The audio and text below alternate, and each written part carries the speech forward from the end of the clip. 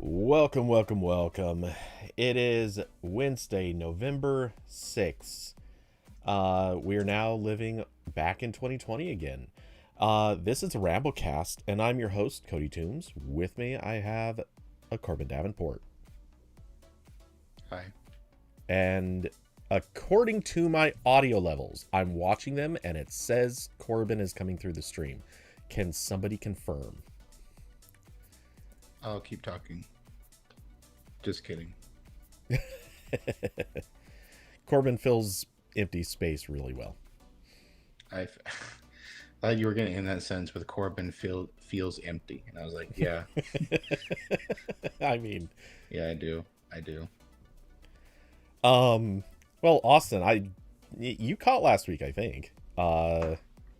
Yeah, for whatever reason, he was muted, and I could not figure out why. But I had to move him over to the audio channel that I normally use for music, which I guess I could have left both on, but whatever.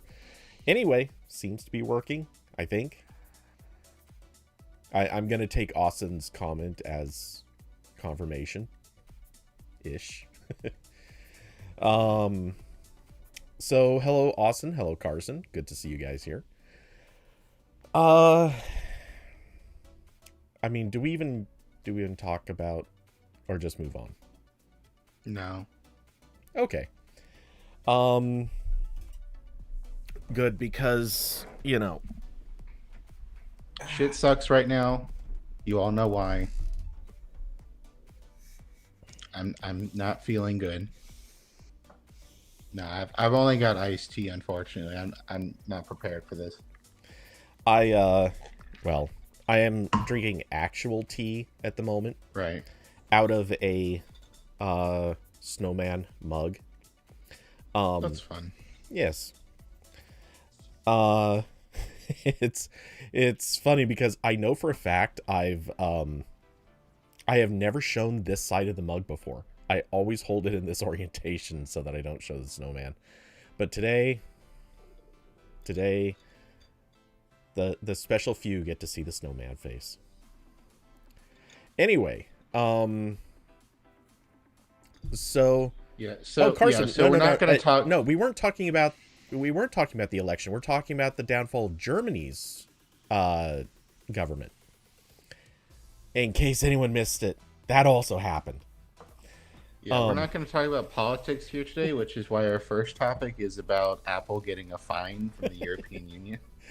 Yes, we're starting off with we're non-political show here. Yeah.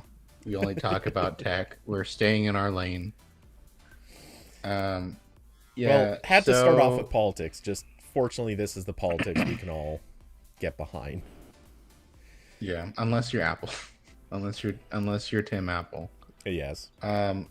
Yeah. So Apple is reportedly. This is not official yet. This is just what Reuters is saying. Reuters. Reuters. Yeah, I always fuck that up. Yeah, I know it makes no sense, but yeah, Wi-Fi routers says that Apple is going to get fined by the European Union for violating the Digital Markets Act, which is that really cool law that made Apple open up the App Store on iPhones in the EU and allow third-party web browsers, and it made Microsoft rip like Bing out of Windows in Europe. And a lot of cool stuff that I would also really like to have as an American citizen, but we don't get that. So apparently Apple is still... This has been like kind of the point of contention ever since Apple started rolling out. I think it was iOS 17.1 or 2 that had the initial like third-party App Store stuff. There's been a lot of issues with Apple like doing what could be interpreted as malicious compliance, or just not kind of doing this all that well. There was a whole thing, I think we talked about it on here, about like iOS was going to like rip out the ability to put web apps on the home screen, I think, because they couldn't quite implement the Apple saying they couldn't quite implement it with support for third-party web browsers. So then that was about to kill like all of the, web apps that kind of rely on having an okay experience on iPhone. and then they went back on that. They just haven't been handling this very well. They've been handling it like a bratty child that's determined to get their way and is going to throw tantrum after tantrum after tantrum while technically doing what they're told to do, but basically kicking dirt and wiping their nose on everything as they go along. Yeah, and I don't think Reuters says they're not mentioning specifically what the fine would be for. It might just be a lot of different things. Yeah, in theory, But there would actually be a specific reason. That's why this is basically still kind of in rumor territory, because when they do announce a fine, it's going to actually have the specific things that Apple has done. Because of course you don't find a company billions of dollars and just sort of hand wave and say, you know what you did. I mean, it would kind of yeah, be in the EU style to do that, but I think they have a little bit more common sense than that. yeah. So we don't really know what it's for at this moment. We do know that Apple will reportedly be the first company to get this. Which this has been like the funniest turnaround in the tech industry recently is Microsoft somehow not being the most anti-competitive big tech company. It's just Apple. Apple's doing this. I mean, Like Google is obviously next. Microsoft. Yeah, Google's next. I guess Microsoft doesn't have that much of an opportunity anymore to be anti-competitive because they already killed all the competition. Uh, and Windows was already like pretty open, so they didn't actually have to change that much to comply with this law, and it seems like they did that. Um, Again, it would be changes I'd really like to see in the U.S. as well, but that's fine. I have Macs now. Um, yeah, and there's so much that could go messy with this. Um, Obviously, like we could see Apple throw another tantrum and just keep doing this. And until the EU goes for like kind of what I would call the nuclear option, where they outright say, oh, yeah, well, we're just going to take 10% of your entire worldwide GDP or something.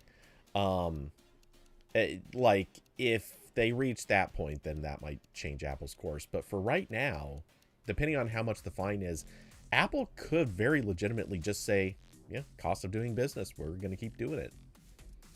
We really just, Yeah, it's hard to read how Apple's going to play this. And right now, we don't know enough about what the EU is going to do.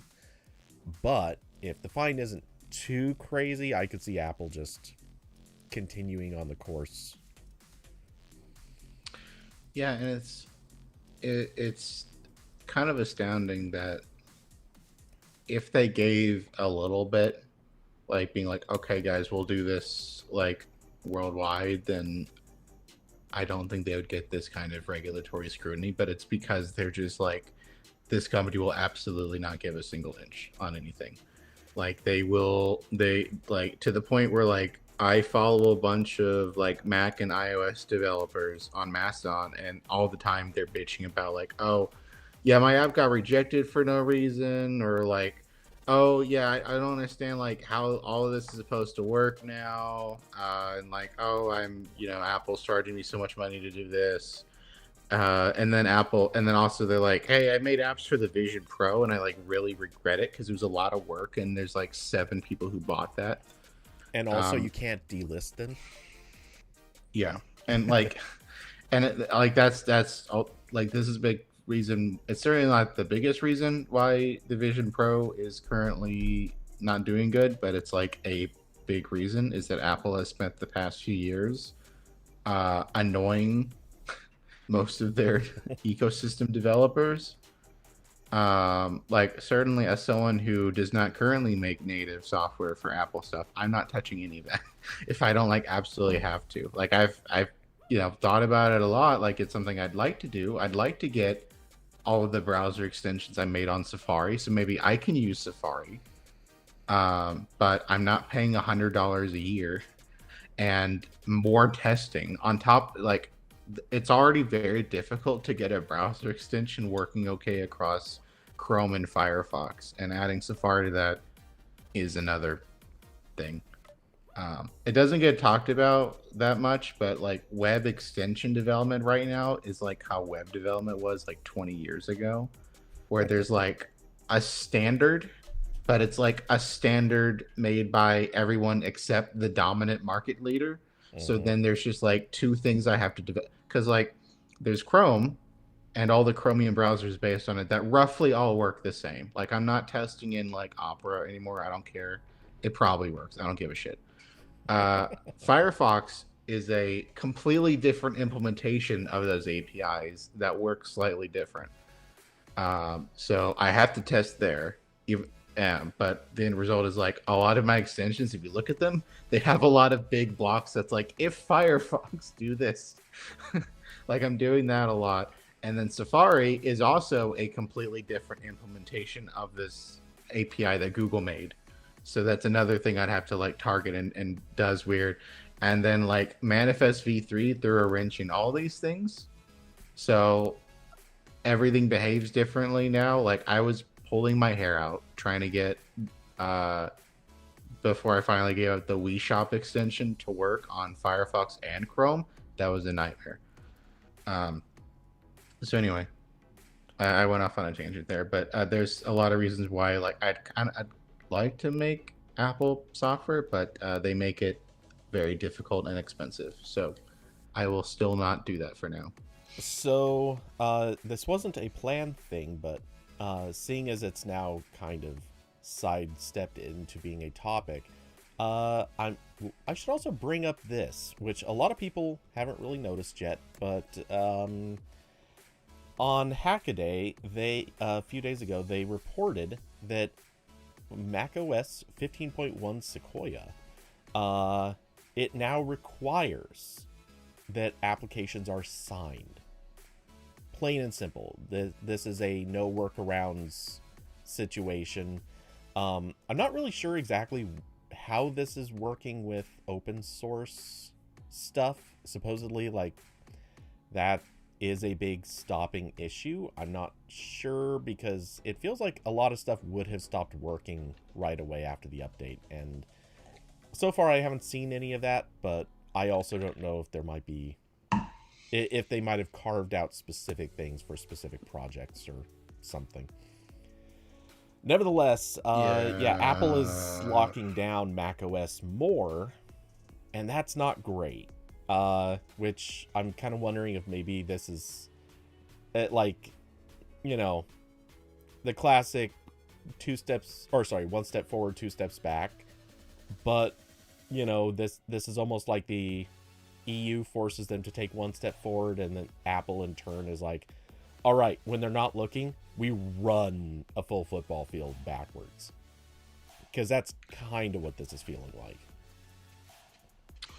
Yeah, and I really like that to sign your app, you have to pay Apple $100 a year. Yep. And this is why I'm not doing it, is because like software development for me, it's only a hobby. Like, I don't make any money from it. I probably wouldn't be able to if I tried. I don't get a lot of donations from there, but that's okay because this isn't my job. Um, and so like when I'm looking at Apple charging 99 a year, that's like cutting further into the deficit I have with my software development projects. Like, already paying for domains, already paying for analytics stuff. Once upon a time I paid like Google $15 to use the Chrome Web Store, Dev Panel, whatever. Um, like, all this stuff already costs a lot of time and money, so there's a lot of projects that, yeah, they're just not going to do that $100. Especially because now people are so sick of subscriptions that if you tell them, hey, can you pretty please pay me $5 a year or even something small, everyone's like, nope, nope, I refuse. Which, like, I get it, but like also like this is the result, you know. Yeah, It's there was it's really actually a time frustrating. when I was looking at a couple of apps that I thought would be kind of neat to build, and I knew that in practical terms, I was not going to get a high number of users. So my options would have been charge a lot for those apps up front, and by a lot, I'm thinking in the neighborhood of like $20 or $30 per app or per person, and Yeah. that's obviously like no one's gonna and buy that. and hope and hope people do that every year. Well, no, no, no. This was going to be sort of the forward-thinking approach to pricing, where charge enough up front Right. that you make what you need to make for the next several years, um, to justify continued development, which is an insane wishful goal and was never going to happen. Or the alternative would have been, uh, I don't know, like I'll charge you $1 subscription, $1 per year. That's all you got to pay, which I would not have actually made enough money to justify it. But even if it was like $2, and I I considered that for a little while, and I just watched as very plainly the subscription fatigue was setting in strong. And I'm pretty anti-subscription for the most part, unless there's an actual like really tangible reason for subscription. I kind of avoid them. Um, and yeah, the as I was watching, just more and more people saying how much they couldn't stand subscriptions, especially on apps that they felt didn't didn't warrant them. It's like, yeah, I can never build these apps. They will never be profitable because there's too few users, and the users that are out there would never be willing to pay for long-term subscriptions. So yeah, I would spend months developing and make dollars. Yeah.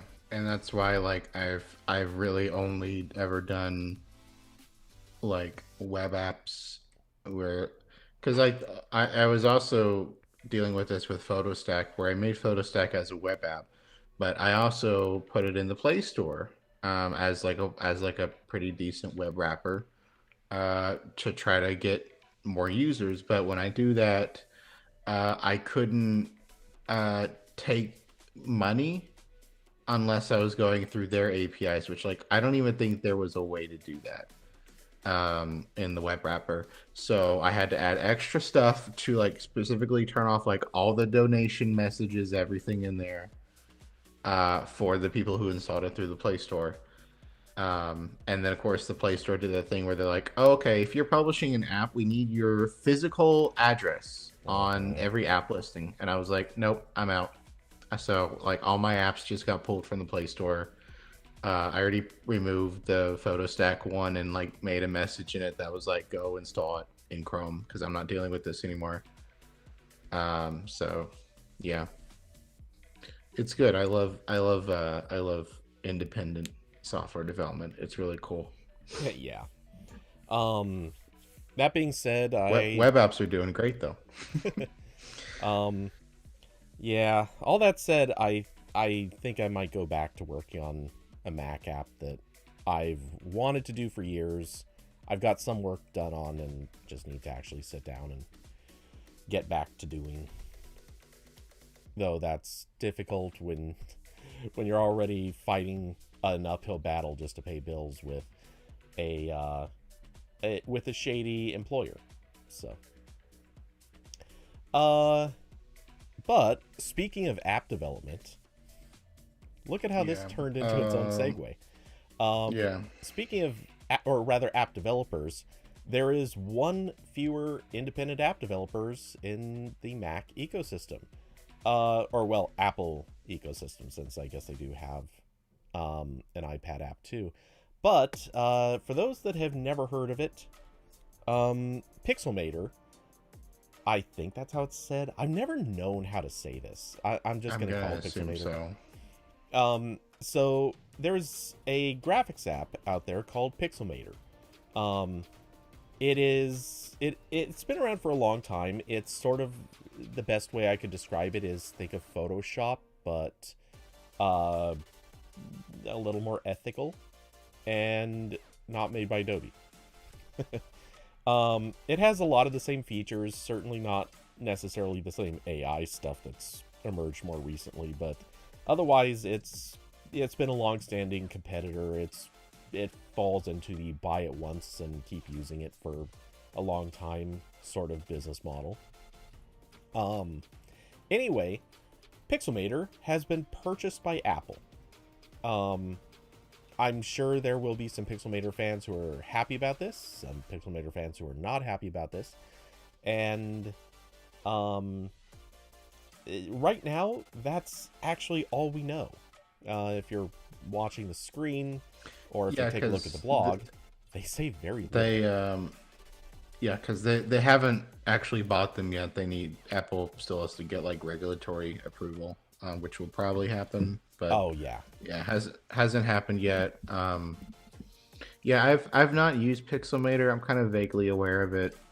It is kind of like another Photoshop Krita alternative. It does seem kind of generally more focused on photos rather than say like digital art or something yeah. that like Krita focuses more on. It's less for it. It doesn't do a lot of like compositing work. I mean, it certainly can. It's fine for that, but yeah, Photoshop I would argue is a little bit more of a touch-up and compositing tool, whereas Pixelmator, yeah, it's a little more photo focused. Um, though they overlap in a lot of ways.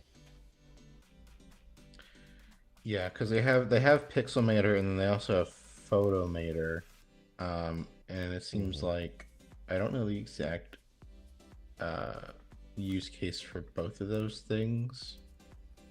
I don't know where they fall on like the Photoshop to Lightroom spectrum. Uh, yeah. I completely forgot that they had Photomator. Which if I remember, I thought was a little bit more. I thought that was their very AI focused one.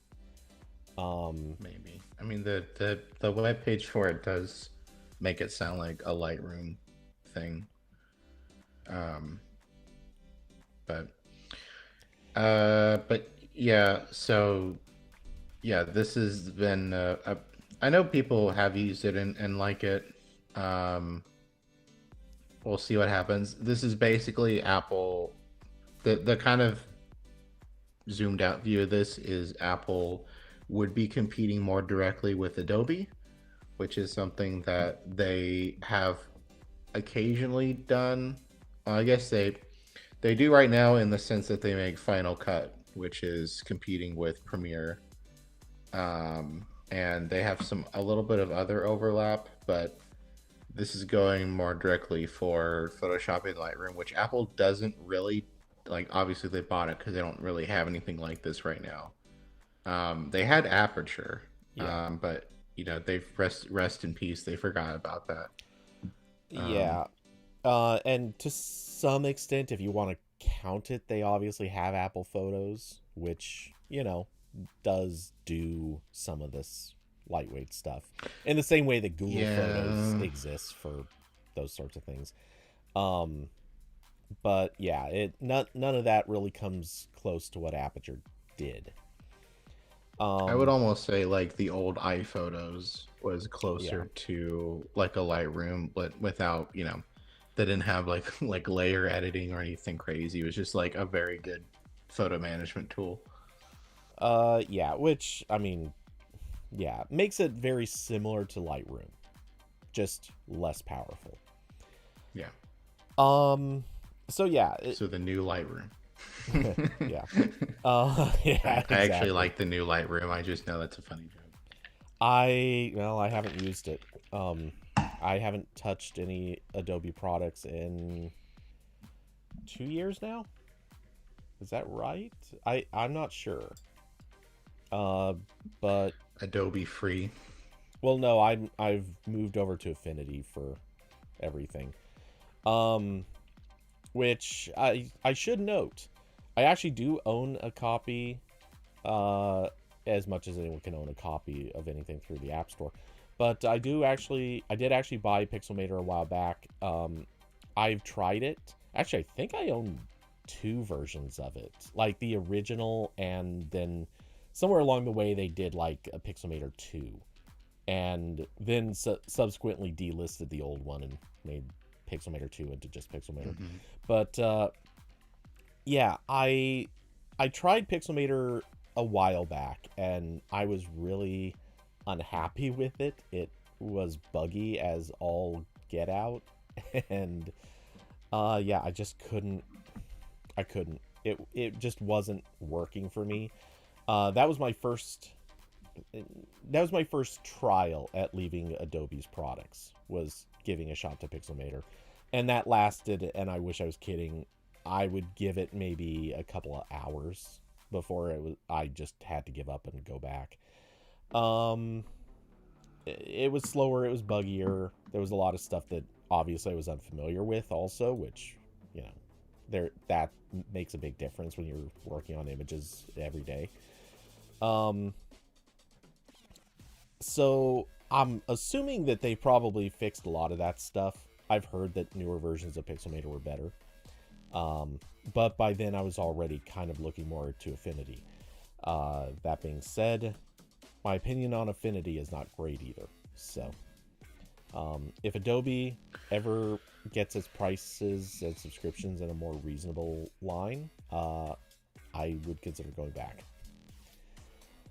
Yeah, I don't, obviously I don't like Adobe as a company. They're not good. I will say right now, I've been on that $10 a month photography plan for a couple years that gets you Photoshop and Lightroom. And I obviously, like, I would like that to be a one purchase thing, but that is like maybe the most value I get out of any subscription I pay for, because I am using Photoshop basically every day. I'm using Lightroom a lot. I'm using like the cross device syncing, so everyone who wants to get up in my mentions and be like, actually there's this alternative that is open source or whatever and doesn't have, really good cloud sync. It's worse for me. If it works for you, that's very good. um so I don't really, I don't know if I would necessarily switch to an Apple made Pixelmator, especially because I don't really envision going back to Windows or Linux anytime soon for like my daily work stuff. But I like that option being open as much as possible. Um, so you know, Adobe supporting Windows fairly well, um, not Linux though, is beneficial there. So I don't know. I'll watch it. It'll be interesting. There's like a couple things that Photoshop does that like I've yet to see any competitor do remotely as well. One of them is like cross device stuff. Uh, One of them is like I use Photoshop's content aware fill constantly. Like every time I get like bad press images with like text in it I can't get rid of, or like watermarks, or just like I'm editing my own photos and there's like some dust particles I got to get out, or like a leaf or something got into the frame or something. Like I'm content awareing that in Photoshop or Lightroom, and it always works very well, and no one else has got that far.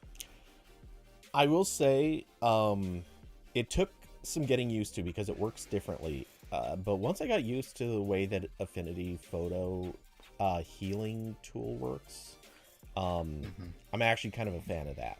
It works shockingly well. You just have to understand it's doing a different thing. Like the way its algorithm works is very, very tangibly different.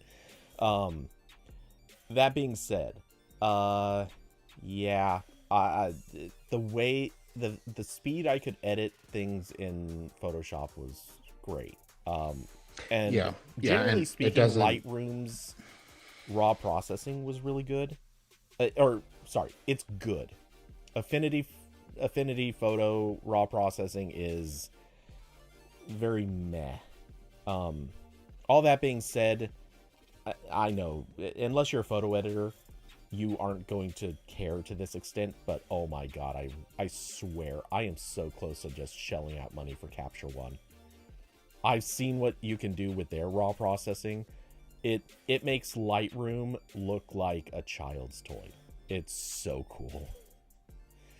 Anyway, Yeah, like I don't I'm never that deep into like the color processing stuff, but I really like that Lightroom syncs on everything. So like if when I, if I want to, I can go work on photos like in bed on my iPad if I want and then come back and export them. I do use like the healing tools all the time. Um, color adjustment stuff.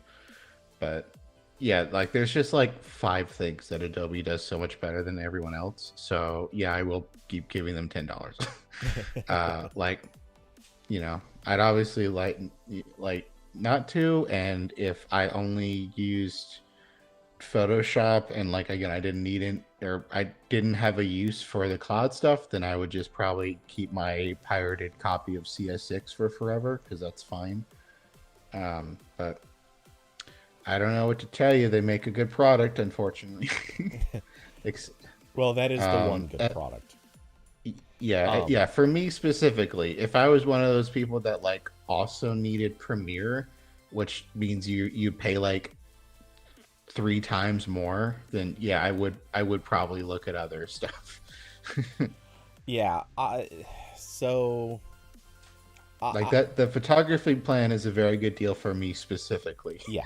Not a lot of other people. No, the They're like, photography oh, plan is really popular because you're getting both Lightroom and Photoshop, and both cheaper than any of their other one app options. For anyone who hasn't looked into it, the way Adobe's pricing works is you can the photography plan specifically comes with both Photoshop and Lightroom.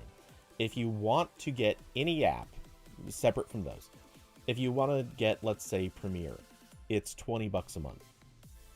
If you want to get, and to be fair, if you want to get Premiere, you probably also need to get what's it called? I had it in my head a second ago. After Effects. If you want, because the two basically go together, you almost can't really use Premiere for a lot of stuff without getting After Effects. That means you're going to have to spend $40 a year. Which actually, these prices might have gone up.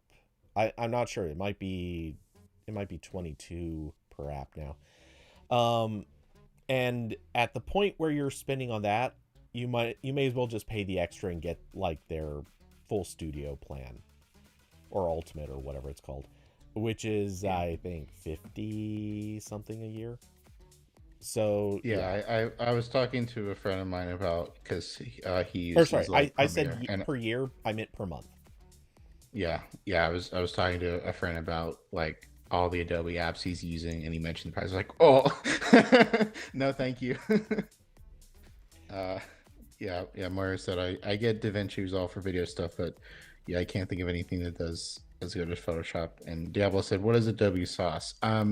Honestly, I think all of their competition is like spread out a bunch of smaller apps that just don't have the resources, like Pixelmator, like Affinity, and then all of the open source stuff. Just really, the open source competition be GIMP, but they shoot themselves in the foot on a regular basis, so they can't really steal users from Photoshop.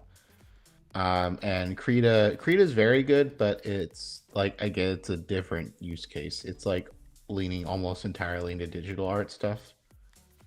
Um, but yeah, GIMP is awful. Like just putting aside the name, which I wrote about, like it just is awful to use. It has one of the worst interfaces I've seen in like open source software.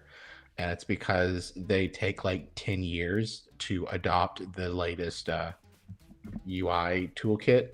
Like just today, they released the release candidate for GIMP 3, which is when they're finally moved to GTK 3. which is I think over a decade old now. And GTK 4 just came out like a year ago. So they're not doing well Yeah. over there. Moira, so first off, I'm a massive advocate for DaVinci Resolve. Um, for one, the mere fact that you can use almost every notable feature for free, you don't even have to pay for Studio. That's incredible. Like Yeah. they're releasing something that is regularly used for editing some of the biggest budget movies, and you can use it for free. It is also, in my opinion, the best built NLE in the sense that it is both way more stable than Adobe Premiere. Holy God. Adobe Premiere is like, it's famous for crashing. Um, Yes, I've seen the memes. Yeah. but also Resolve, I think it's the better software in the sense of the interface is built the most logically. Um, and this is kind of hard to explain, but and I'm not really going to try, but I'll just say that the workflow in Resolve is incredible.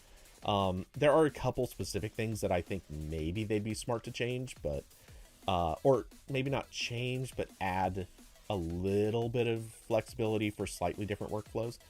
But generally speaking, it's so much better than the workflow in Premiere, and I would argue it's mostly better than the workflow, or well, it is definitely better than the workflow of Final Cut, but there are some spaces where Final Cut does some things pretty right. Um, though not necessarily better, just slightly different in equally good ways. Um, and then to upgrade DaVinci Resolve to a Pro version, it's $300 one time.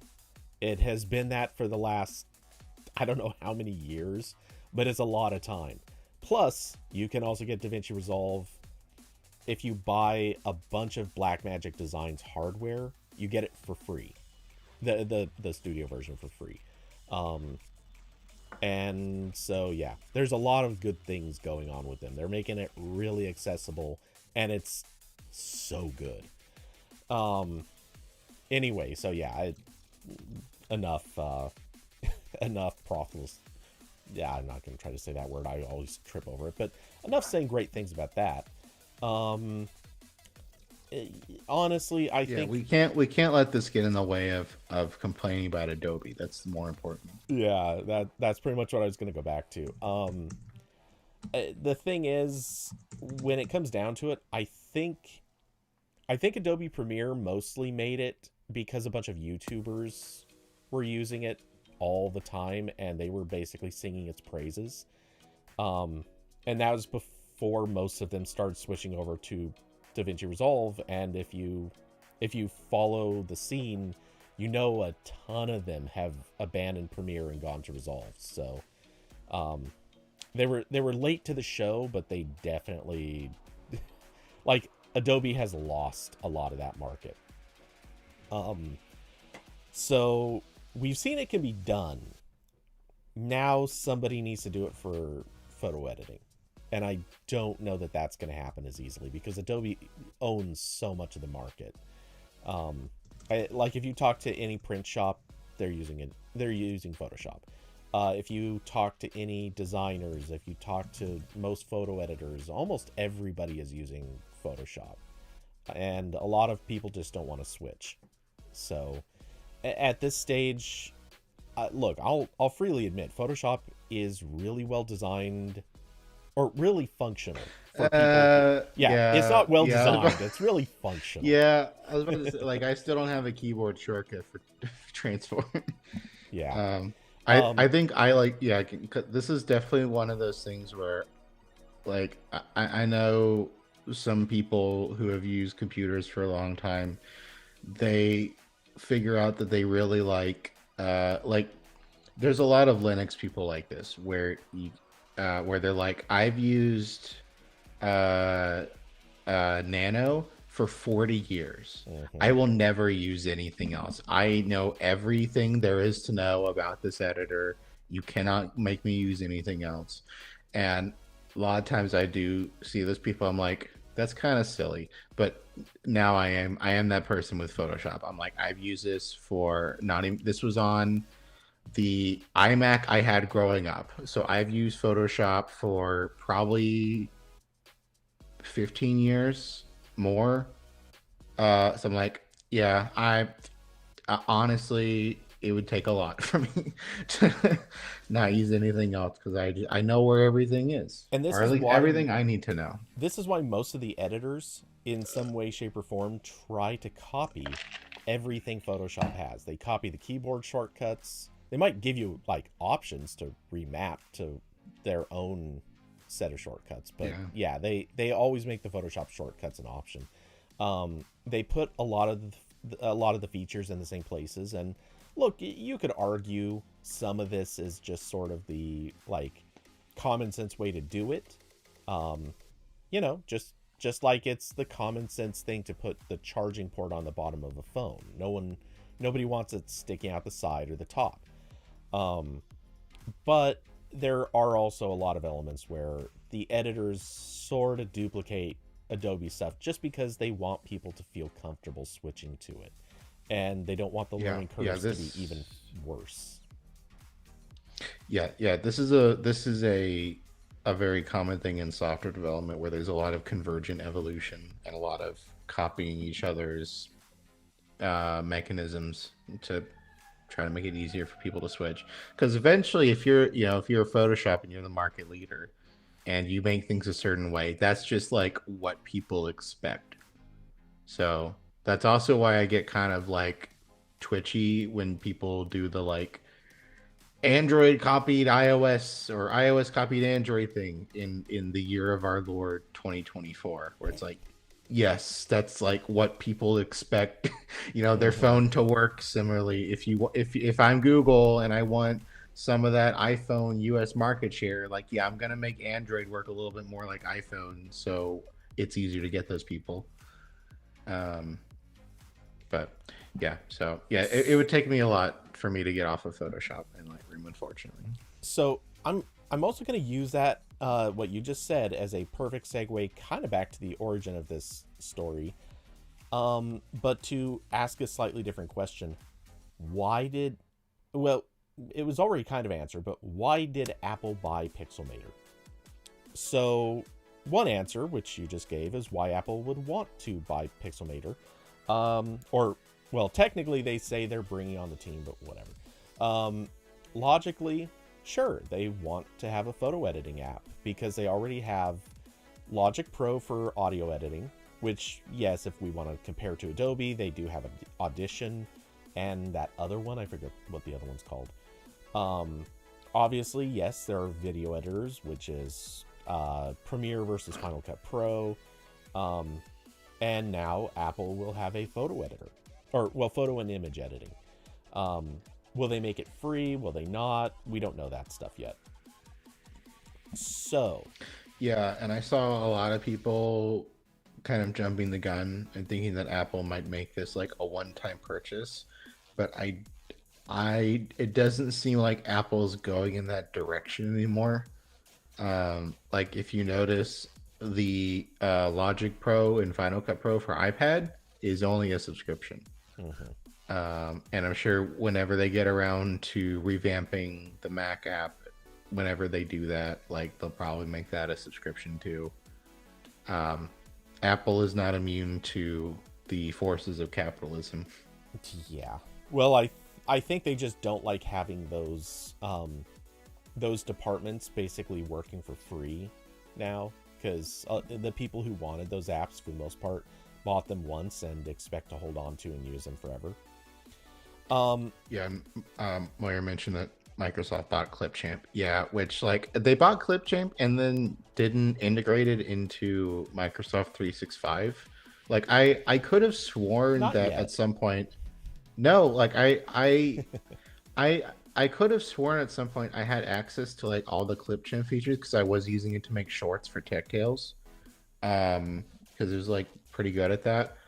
But I don't have that anymore, even though I have Microsoft 365, and they still sell a separate subscription for Clipchamp.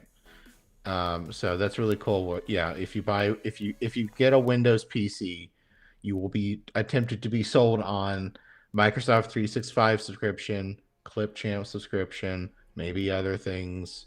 It's really cool. I wonder why people don't like Windows. Well, it's not like Apple's any different. I mean, they're definitely No, pushing their numerous no, but the subscriptions. apps are, but no, but Apple makes good apps, so it's fine. I mean, they are usually you will better. pay, you will pay Microsoft $10 a month for the web app video editor. That's Yeah. what you get. Um. So, really quick, this isn't where I wanted to go immediately, but just to comment on Moira's the second part of that first comment. The industry seems really interested in video editors. I It's been a while since I've gone off on this tangent, but and I'll keep it extremely short right now. But yeah, I mean, right now, video is the number one form of content on the internet. Yes, people used to write, and there's still writing going on, but it's certainly not as popular of a thing. At a certain point, images became the thing that everyone cared about on the internet. Like every web page you went to, like images became mandatory. It actually was weird for a while to see any page load without a ton of images on it. And now, um, and now it's video because, and I've gone on this, like I said, I've gone on this tangent a bunch of times, usually about why cameras matter in phones, but it's a big deal because not everybody, but a lot of people are making video now. It's it's almost weird to think of teenagers who aren't making videos to share. Like that is just now what everybody is doing. It is a normal part of society that not everybody, but again, a lot of certainly the younger audiences and still also plenty of older are just making video all the time. So video editing tools are a big thing. Um, and obviously doing them well would be also a really good idea.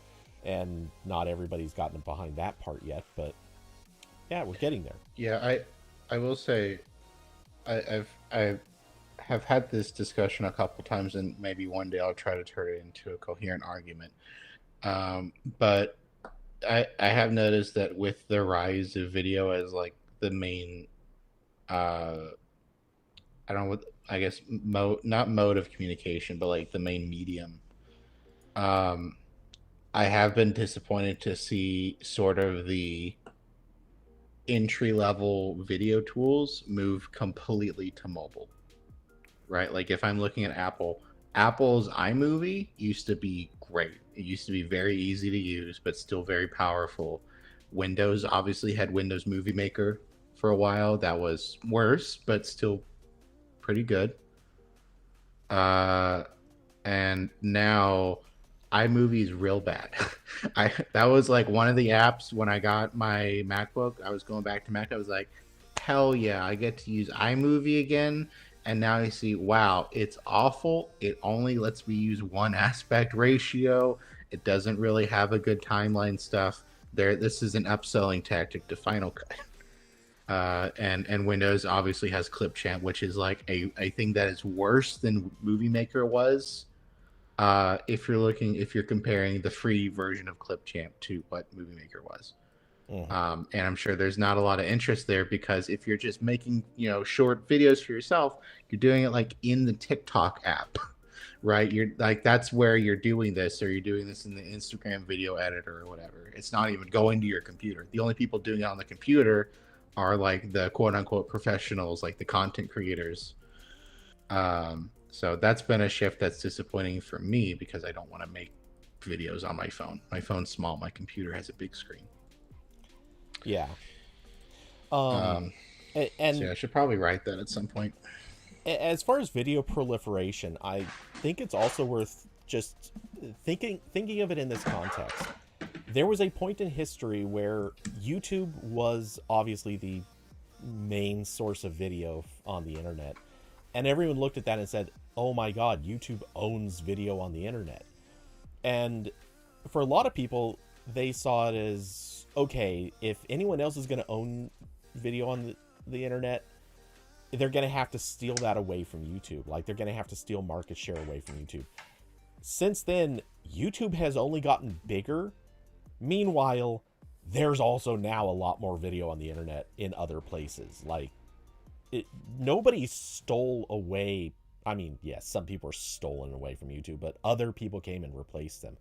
YouTube's usage and audience has grown larger, while there is now also TikTok. There is now also Instagram and Facebook and whatever else in that weird menagerie. There's obviously the adult side of video, which I won't name off, but you get the idea. There's so much other video on the internet, and those places all just grew with mostly brand new audiences. Video is the biggest thing on the internet right now. And Moira, you think video, long form video content has gotten bigger, but it's also gotten more low effort in a good way? Yes. Well, I think there's more of an audience for that. There's certainly more people creating that. The counterpoint is, I think it's both. I think that the high effort video has also grown, and it just has a separate audience. There is an audience for pretty much anything anyone can ask for now, which is kind of neat, kind of not. I mean, it's debatable either direction, but short form has obviously also grown massively. And obviously not just TikTok. Like YouTube Shorts, people used to joke about it, but it's thriving. There's plenty of activity on YouTube Shorts. So, everybody is doing well with video, except maybe Facebook. I think Facebook video is just stagnating. Mm-hmm. Yeah, so, okay, I guess we're done with Pixelmator. Now, okay, I actually was trying to get to a specific point. I'm sorry. And we've sidetracked like 4 times. And it's not your fault, just it keeps happening. So I have a theory. And I admit this is a little bit more, maybe conspiratorial is the wrong word, but I have a theory on what may have actually prompted this. It may not just be that Apple wanted to buy Pixelmator. I think there's a possibility Pixelmator was done. The team, that is. Because, look, the Affinity crew, which was Seraph Labs, they were recently purchased, and by recent, I think it's been about a year ago now. They were recently purchased by another company. I'd look up who it was, but I'm drawing a blank and I don't care enough. Anyway, and from what I've heard, like the Acorn development, Acorn is another image editor on the Mac. Apparently development on that has really slowed down and they're not doing a whole lot lately. The Pixelmator team, obviously they've come out with another app or so, and they've been developing, but as, a buy once, use forever business model, that's, at a certain point, you start running out of money coming in. I'm kind of wondering, and yes, they have adopted subscriptions for Photomator, and I think they might have one for Pixelmator too. The thing is, at a certain point, you're not making money. At least you're not going to be making a whole lot of money. I'm kind of wondering if maybe they were reaching that point of basically kind of the hands up, we're going to go broke if we continue. And, I mean, since most of their sales go through Apple's App Store, Apple would probably know this. I'm kind of wondering if this was one of those convergent points where Pixelmator may not have had much of a future left in it, and so Apple is buying them out. This is kind of we're going to save you guys from demise while getting something that we want in turn. Maybe I'm wrong on that, but I think that this is I think this is an industry that was not going to survive the long term. You basically have to be part of a large company if you want an image editor to persist. So, you know, it's now Adobe, soon to be Apple, whoever it is that bought Serif Labs. Who bought Serif Labs? Canva. It was Canva that did that. Which wasn't it Canva that Adobe was trying to buy like 2 years ago? No, that was Figma. Oh, you're right. Yeah. Okay. Yeah. Um. Everyone do the joke in the chat. Yes. So, yeah. Anyway, this just feels like one of those things that, again, there's no reason to say this with any confidence. It just feels like this explains why they'd be happy to step back and give up their product to Apple, so to speak. Obviously, they're going to keep developing it. They're now going to be probably better funded to develop it. And who knows? Maybe this will become like an official pro app. Maybe it'll gain a lot of new features. Maybe Apple just wants to have an image editor that they can give out for free as part of the pitch for come to Mac. We've got great tools for everyone. We don't know, but right now this is interesting. I think there's some interesting things happening that may not be part of the immediately obvious picture here. It's crazy because I did not think this was going to be a long topic. Yeah. Let's see. So from big additions to the Apple family to small additions to the Apple family, they're going to add weather to the menu bar in Sequoia 15.2. Unironically, this is more useful than Apple Intelligence. Nice. Yeah, this is a thing that Microsoft has had in Windows on and off over the years. But in the beta for macOS 15.2 Sequoia, you have the option to add the current weather to your menu bar. You can click it and it'll pop down the weather forecast. Basically the same as just like the weather widget that's already on Mac, but a little indicator in your menu bar. Pretty cool. This does also further raise the question, when is Apple going to give you a real way to manage the menu bar? Because they still don't do that. And the more stuff they put in it, the more this is a problem. Okay, I have some comments on that. Okay. So fun facts. First off, if it's a native, if it's part of the OS, then most of the things in the menu bar, not everything, but most, you can actually hold down the command button and drag the item right off the menu bar to remove it. So you can make things disappear really easily that way. Notably, those are in the settings too. Yes, and yeah, most of the things you can turn on or off somewhere in the settings. And by the way, if you do remove anything this way, I probably should have led with this. It's really hard to get some of it back on there. So make sure you want to get rid of something before you remove it this way. Because you usually have to go like trawling through the deepest parts of settings in order to find the checkbox you have to hit to turn it back on. Now, I said that is for stuff that is a system setting. Then we get to third-party apps. A lot of third-party apps, you cannot do this. Which is funny because there's actually an API that allows you to do exactly this.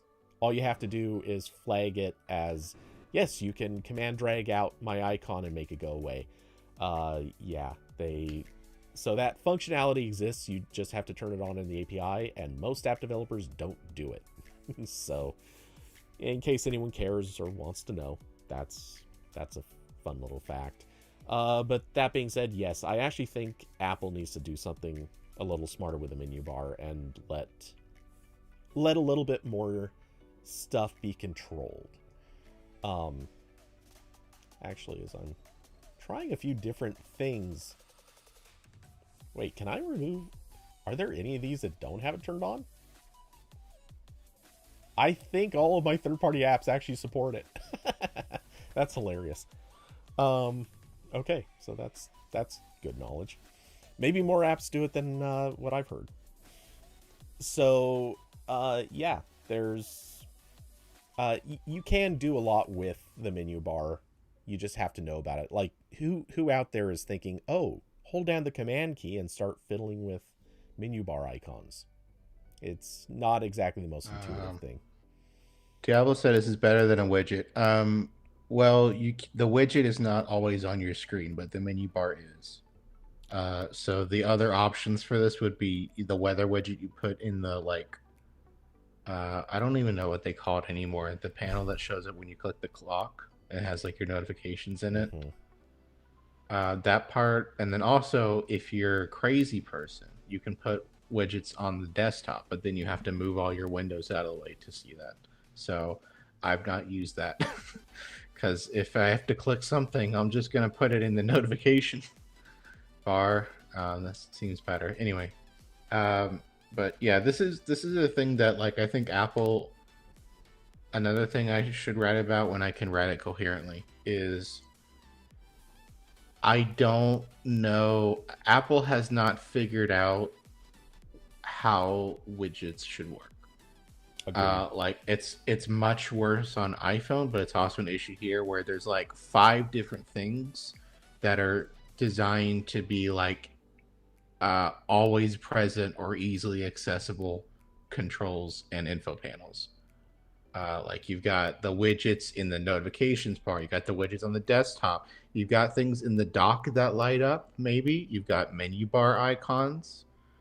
And then on iPhone and iPad, it's worse. You've got the app icons, you've got the notification panel, you've got the control panel, you've got that other, like when you've got the widgets on the home screen, and then also the page to the left of the home screen that's only widgets. Like it's actually like it's really bad at this point because I found there's like things that like apps have gone through the effort of building widgets for, but like I don't want that on my home screen. I'd like it to be in the control panel or somewhere else, but because they're like very slightly different things, you can't do that. And then also on iOS, Apple has the live notifications things, the like that pop out from the notch on the dynamic iPhone. island, or Yeah, like for your like delivery apps or your your Uber app is gonna say what your time is on there. So Apple's doing like way too many things that are supposed to serve the same purpose, and it just ends up being really confusing. So the menu bar thing kind of ties into that, where like that's never really fully been figured out either. But yeah. yeah. Also, having done I've spent a lot of time messing with the menu bar API. Way more than I'd like to admit, because I was trying to get some very specific behavior, and I'll tell you, there are a lot of ways to achieve very slightly different things, even just inside the menu bar. So it is kind of an interesting choice to have this here. One thing that gets me is there are also like 50 some odd apps in the store that can do this, and basically identical to this, which makes me wonder, why is Apple bothering? Unless they're just kind of aiming to Sherlock away all of those apps. I mean, that's not the worst thing. I don't care. But at the same time, like, why? Is this something that needed to be built into the OS? Is it just about simplifying it for users, or like cleaning out the app store, so to speak, like just by putting something else there? I don't know. Yeah, it wouldn't surprise me if maybe this is one of those things they did like user settings on from like Windows people, and they're like, I like my weather on the on the top or bottom of the screen all the time. Yeah. Yeah, I won't have that if I can't get it on my Mac. Actually, Hoopy, Um, that I think very likely could be the real reason is they needed something to say they added. And so this project that they could scrape together in like a week or two kind of makes a lot of sense. It's something that they can make news with and kind of make relevant without committing a lot of work. And it's something that they already have in other widgets. So, you know, adding yet another way to see weather is just an easy throwaway job. The funny thing is, now that they're adding this, they have to support it. This could be one of those things that ends up languishing and getting bit like falling into the unsupported category really easily, because they don't tend to mess too much with these things once they're done. yeah, I will say half my menu bar is still iStat. iStat rules. I've got all the things on. I like looking at it. One thing I noticed that, like, I guess I completely just never worked in my brain that I could do is one thing I've been doing a lot is like local web dev server for testing stuff. And like I'm always going to the settings to check what my local network IP address is so I can go load that on another device. iStat has it right in the network panel. It's like the first thing on the menu. I don't have to do that anymore. That's great. Isn't that something that you could just reserve? Then you don't have it changing all the time. Um, yeah, but like I'm still when I'm switching stuff, it would be an issue. But yeah, that would save me a step on some of them. Also, what you should probably do instead, um, whatever you're using as a well, you're a writer. I'm assuming you have to have some sort of a like auto expander, text expander kind of tool. You should probably use that to query your IP address from like a command line, and then you could just type like my IP or something, and it would auto fill in. Well, that doesn't fix my problem when I'm going to my local web server on my Power Mac G3 back there. So that's where I'm typing the IP address sometimes. But Well, yeah, see, for that one, right. I gotta install the very old text expander app from the Macintosh software repository. oh no, see what I had I believe me, I've got a weird overcomplicated way to make that one work where you could still use a text expansion, but not important. Um, or you know, you could always just go for the crazy overcomplicated solution and ask Apple Intelligence to tell you how to do it. Yeah, yeah, Was yeah. that We're a going clever back to transition? sure. That's fine. Yeah, so this is a thing. This is the rare Corbin writes a news article about an issue that is directly affecting him. Uh, so I found out after updating to macOS 15.1 and turning on Apple Intelligence so I could mess around with it, that my notifications were coming in late. And this is just a thing that happens when you enable Apple Intelligence on. I don't know if this is. I didn't have enough time to look into this. Like, I don't know if this is a universal issue or just some people running into it. But if you turn on Apple Intelligence, for a lot of people, the pop up of a notification comes in several seconds later than it should.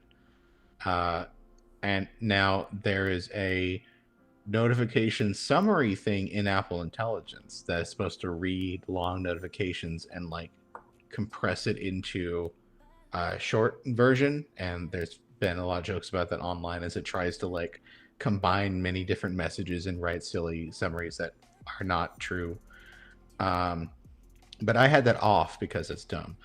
But it was still delaying my notifications. Like I would get someone would send me a message in Slack and I would see the Slack icon in my dock show a little unread, but I wouldn't get the actual alert until like 5 seconds later. And I was like, something's broken here. So the only fix for this, and this is an issue that is also affecting iOS. I didn't have this issue because my stupid peasant iPhone 15 cannot run Apple Intelligence. So I didn't run into this, but apparently it's been an issue on there since at least the release candidates. I saw people complaining. And the only fix, it seems like for some people, turning on summarizing fixes this. Don't know why. Or you just turn off Apple Intelligence entirely, which is what I did. So that's pretty cool.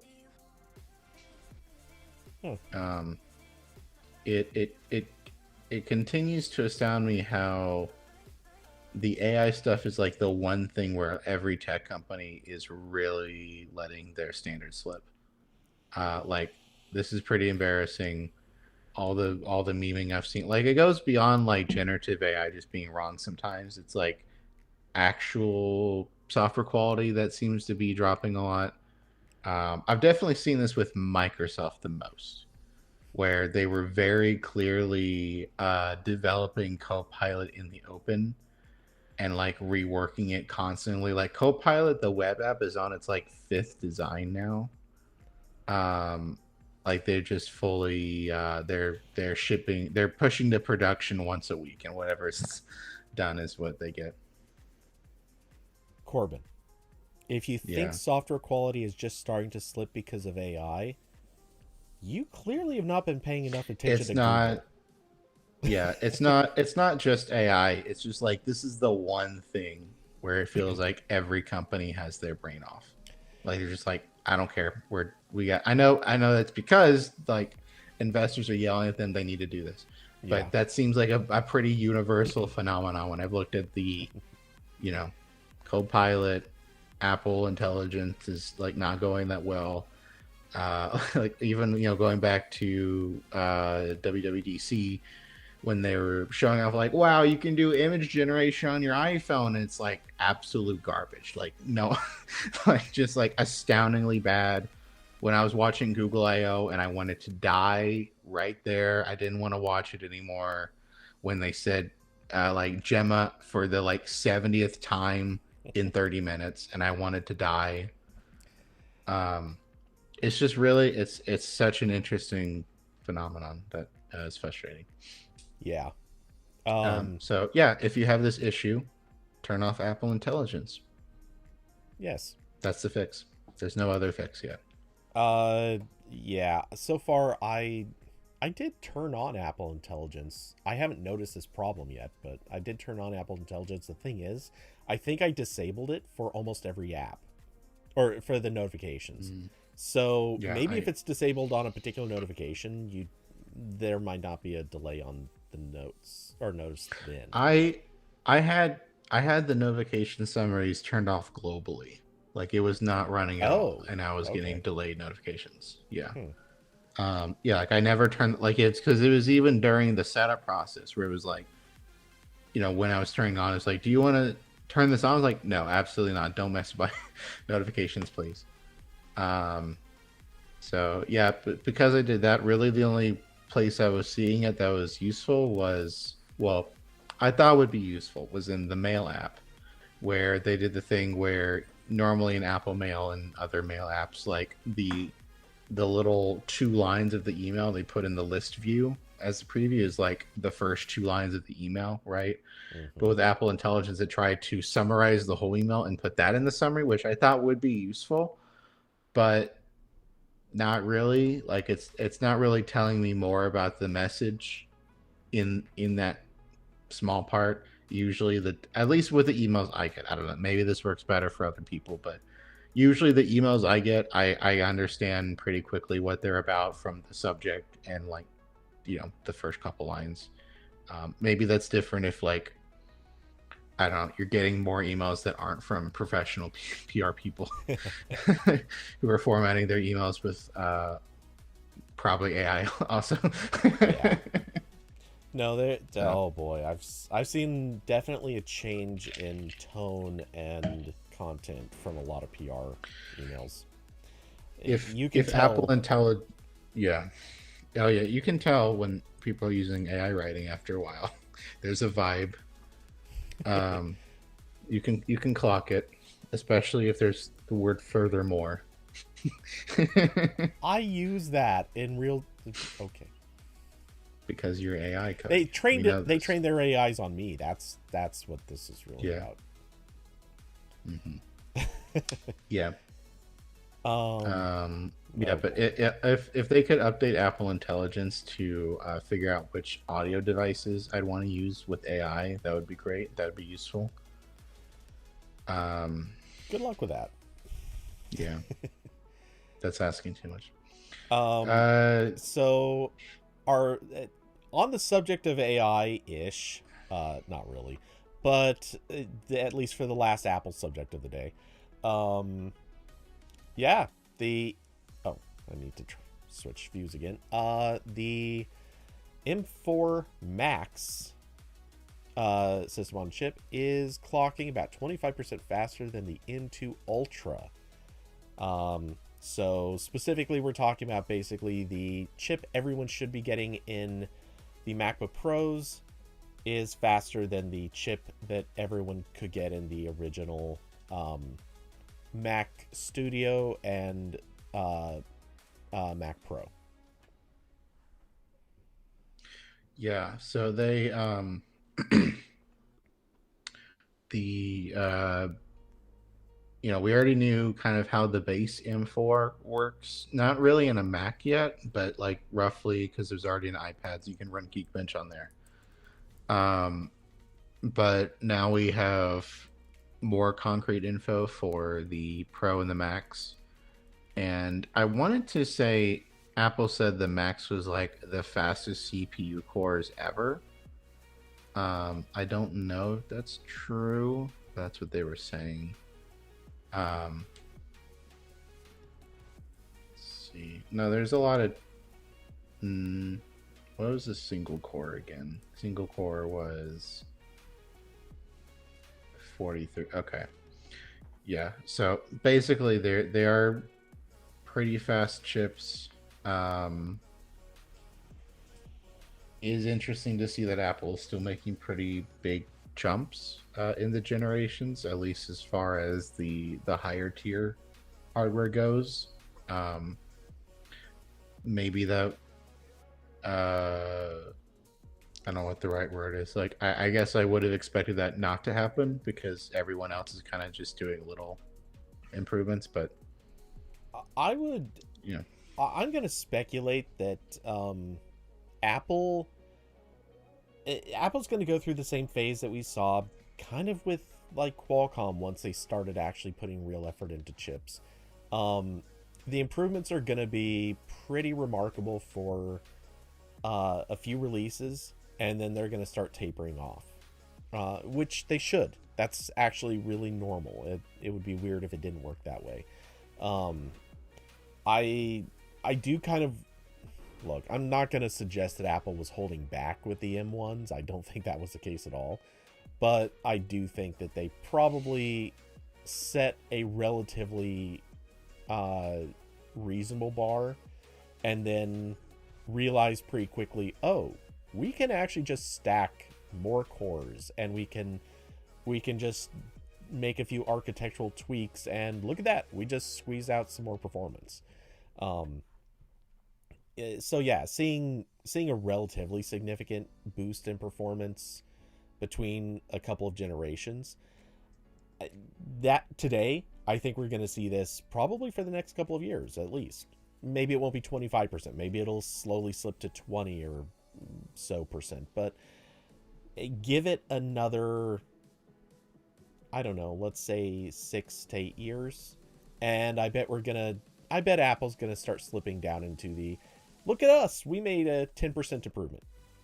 It's going to be kind of yeah, like Intel, every year or every announcement, every cycle, whatever, they're going to be like, hey, we made improvements and it's now 6% faster. Isn't that cool, everyone?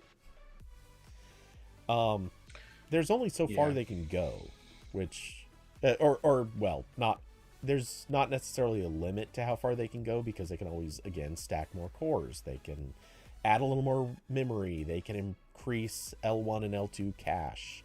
There's a lot that they can do to increase performance, but at a certain point, it's going to be more about adding brute force than improving the efficiency of what they have.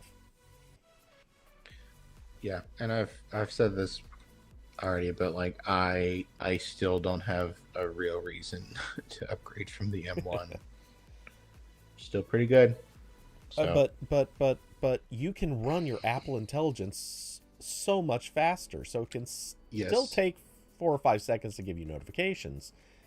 yeah, But man, those notifications are going to be a little bit faster they're after gonna be those so 4 or 5 cool. seconds. It's gonna say my friend said things that they didn't say, but it's gonna be really fast, so it's fine. Yes. Um, let's see, Hoopy. They probably were more focused on things like efficiency and cost for the M1. Yeah. And like I said, I think they were going for the reasonable targets with the M1. Because if they overshot it, like one, it's Apple. They know not to overshoot. Because they want something they can announce the next year and the year after that. Um, then you said performance was always going to be a huge win. Battery life is, I imagine, where a lot of the work went. Yeah, and look, battery life on more recent Macs is higher than the battery life on the older ones. So they're obviously kind of pushing all the all the numbers at least a little bit. They could have more performance than 25%, I bet, but they would have sacrificed some battery life to do it. Um, so I think they're probably pretty happy to be able to claim we've got something for everybody. It's faster, it has better battery life, it does this other thing that it couldn't do before. We've got something for everyone. They didn't have to do that. They probably, I mean, let's be honest, they probably could have gotten uh I don't know, 36 hours of battery life if they were willing to not have any performance increase. Maybe not 36, that's kind of ridiculous from where they were at, but you get the idea. I imagine they could squeeze out a little more here and there on everything. Um, Yep. so let's see. Well, since that sort of accidentally puts us on the topic of Intel, want to skip to that one? Sure. So Wi-Fi routers also did a article about the Intel CEO and how many goofs and gaffes he has done at the company. So this is about Pat Gelsinger. I guess that's how you pronounce that.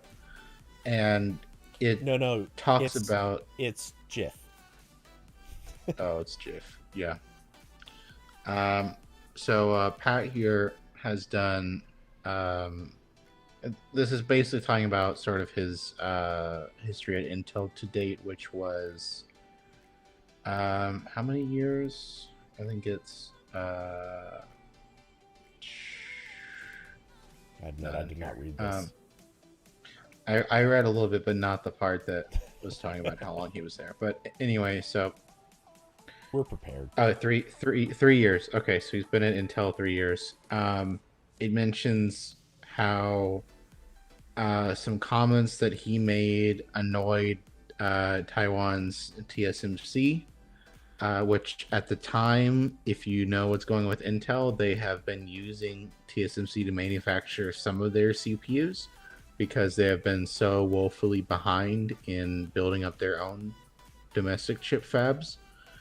And because they said, he said Taiwan is not a stable place at a tech conference.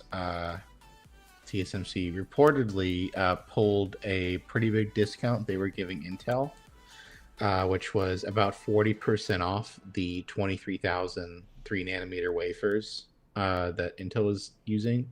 So that wasn't good. I would not have done that. And also talks about kind of them struggling with graphics stuff. They were obviously now they've had interest in being taken over. Um, there's some of the article about here about Intel sort of trying and failing to build better graphics hardware to meet possible demand from companies like building or wanting graphics hardware for AI training models, and they haven't really been able to do that. Their dedicated graphics, like their actual like desktop GPU business has not been doing well, and it's still in its first generation. There's been speculation that they're going to just kill that.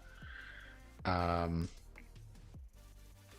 Basically, just Intel continuing to not do that well.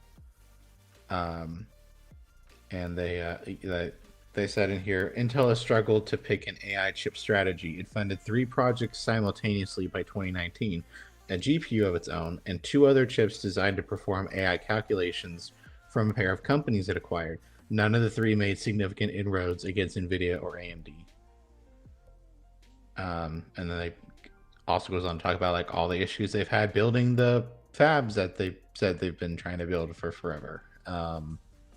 Intel's been struggling to build more efficient processing nodes, which has been really important. Like going back to Apple, this is why Apple's like blowing everyone's pants off, and AMD is doing very well because Apple and AMD are both getting TSMC to build their chips for them. And Intel has been trying to do it domestically on their own chip fabs, and they have not had much luck there.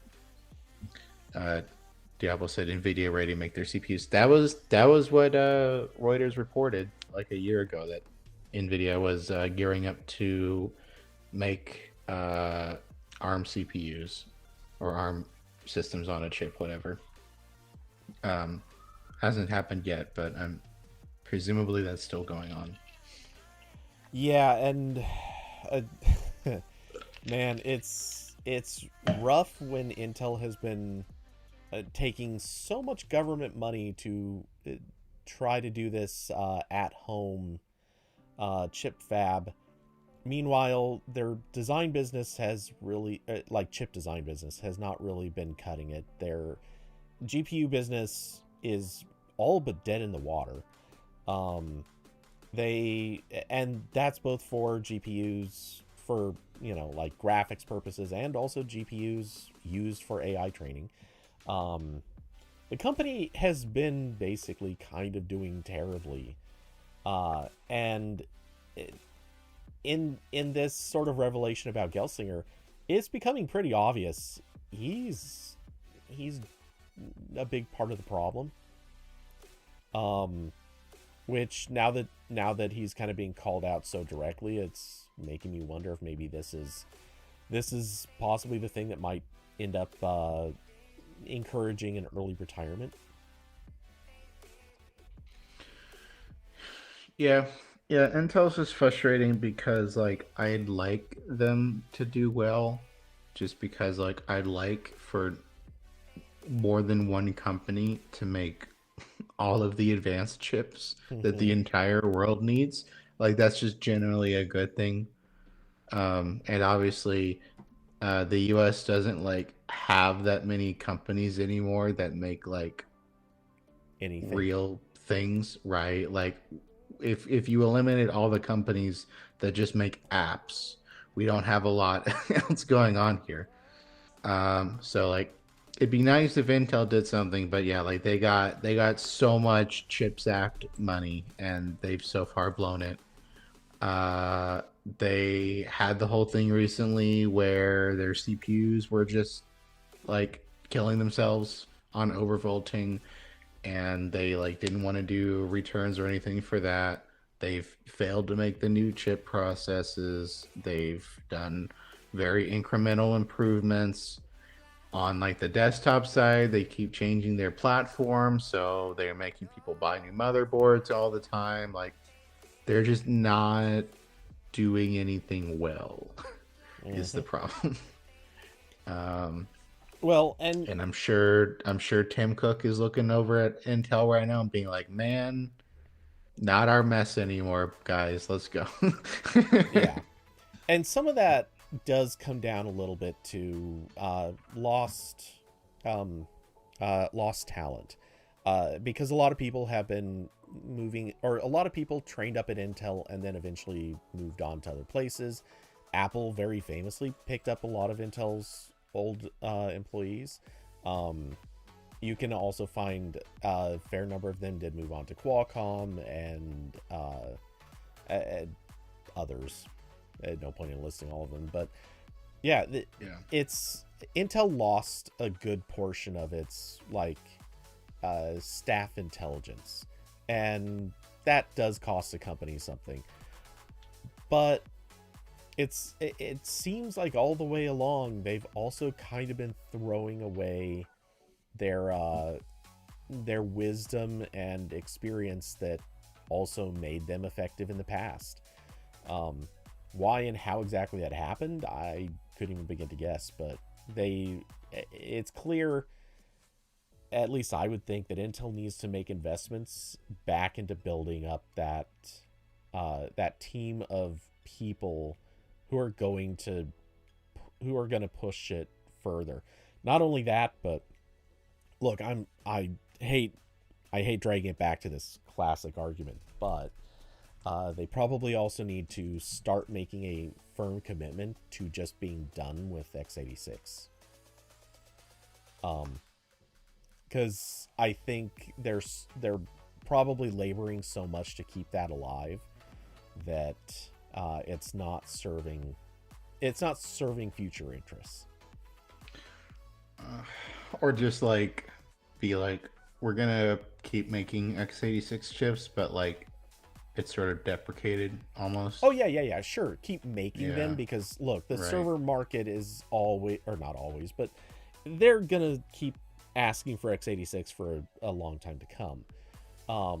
So yeah, keep fabbing them, keep keep that in the product line, and obviously keep continuing x86, but more in sort of a maintenance mode sort of way.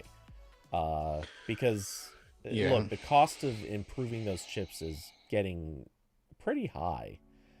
So yeah. Or it just becomes like a niche thing, like yeah, what Power PC has turned into, where like it's technically around and there's still like new designs coming out, but it's like almost entirely for a very specific kind of server.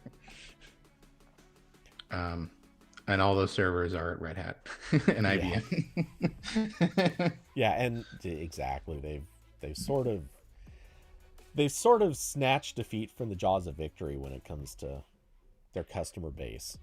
Um, because nobody wants to keep working on technology that hasn't really been improving or growing. And like Hoopy says, the biggest achievement they've really had in all this, like roughly decade, is they turned the like low to middle in GPU business into, or they turned it to sort of like a 3 when they used to have a 1, like out of 10. Like it's they've improved their GPU business a little bit, but not enough, and nobody cares about it. It's something that's useful in like netbook level computers. It's not something that any gamer is interested in. It's not something that anyone's interested in for AI training. It's not something anyone's interested in for even like your average Windows computer, because you the can mostly Intel do that cheaper. GPUs. Huh? You're talking about the Intel GPUs? Yeah. Okay, yeah. Yeah, Obviously they've only been their integrated competing GPUs are on. okay. They're like serviceable for Yeah. running Windows, but that's about it. Like every NAS that we have probably has, well, every NAS I have and the one you have. These have Intel GPUs in them, but and so they're fine for the very basic process of like transcoding video. That's something you don't even really need a air quote GPU for.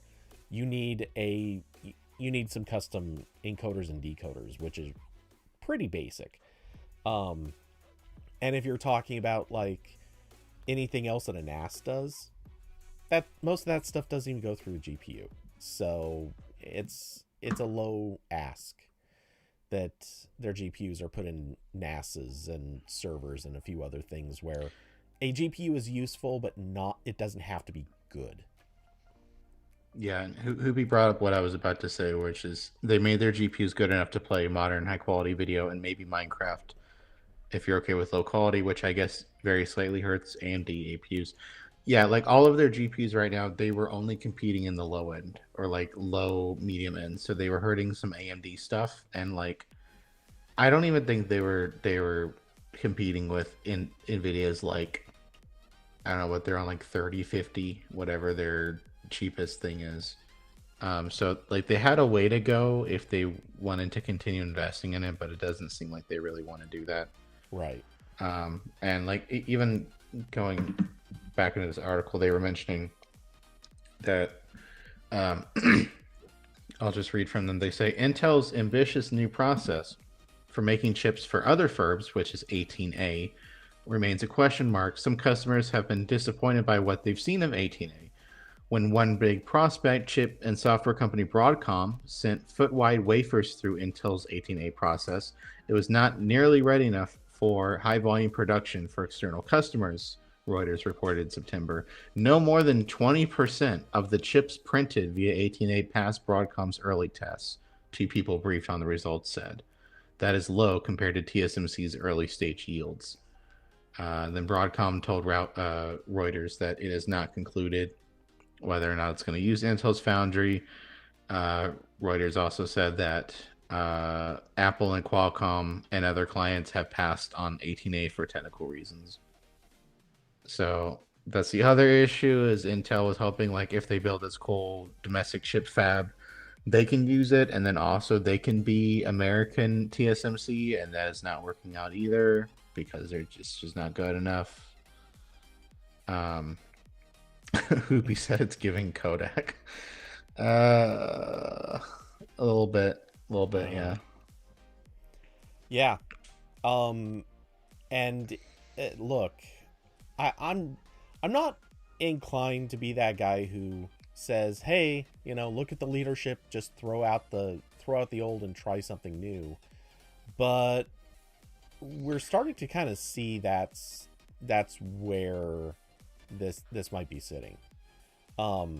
Yeah, and I know it's a lot of stuff. Gelsinger, I saw earlier in the article that he had spent 30 years at Intel working under the former CEO, and then he left for several years and then came back. So he's been back for you said 3 years. So can this fully be blamed on him? Obviously not.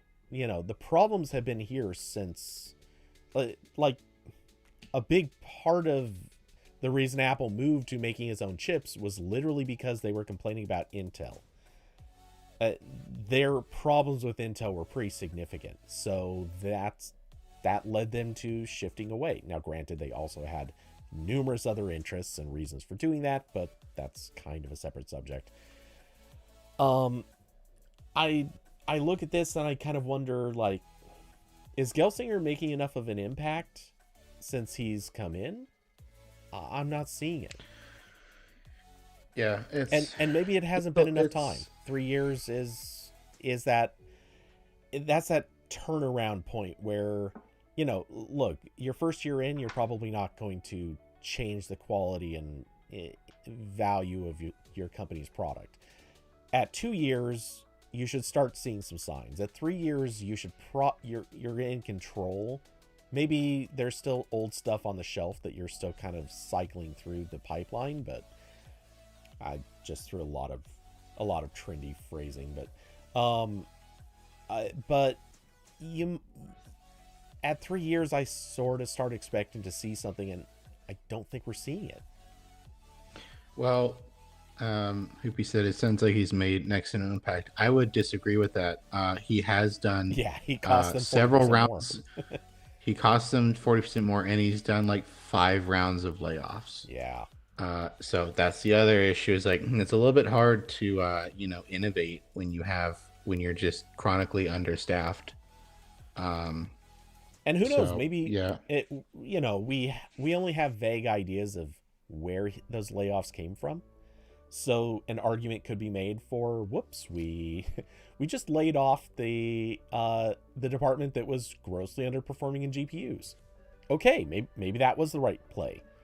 Um, if you're gonna refocus on manufacturing and none of the layoffs came from manufacturing, okay, that kind of makes some sense. But at the same time, where where where are those improvements happening? Because you need to have people to improve the situation you have, and I don't know that we're seeing that. Yeah. So yeah, we'll see what happens to Intel. Um, Gonna be interesting. Speaking of old things products not that going need to well, die. yeah. Um, so Windows 10 reaches its official end of life on October 14th, 2025. That is when, if you have a Windows 10 PC, it's done getting security updates, done getting OS updates. I'm guessing you might still get some new features in the apps that they've moved to the Microsoft Store, assuming they're still gonna like support Windows 10 as a target for those apps. I don't know if they will.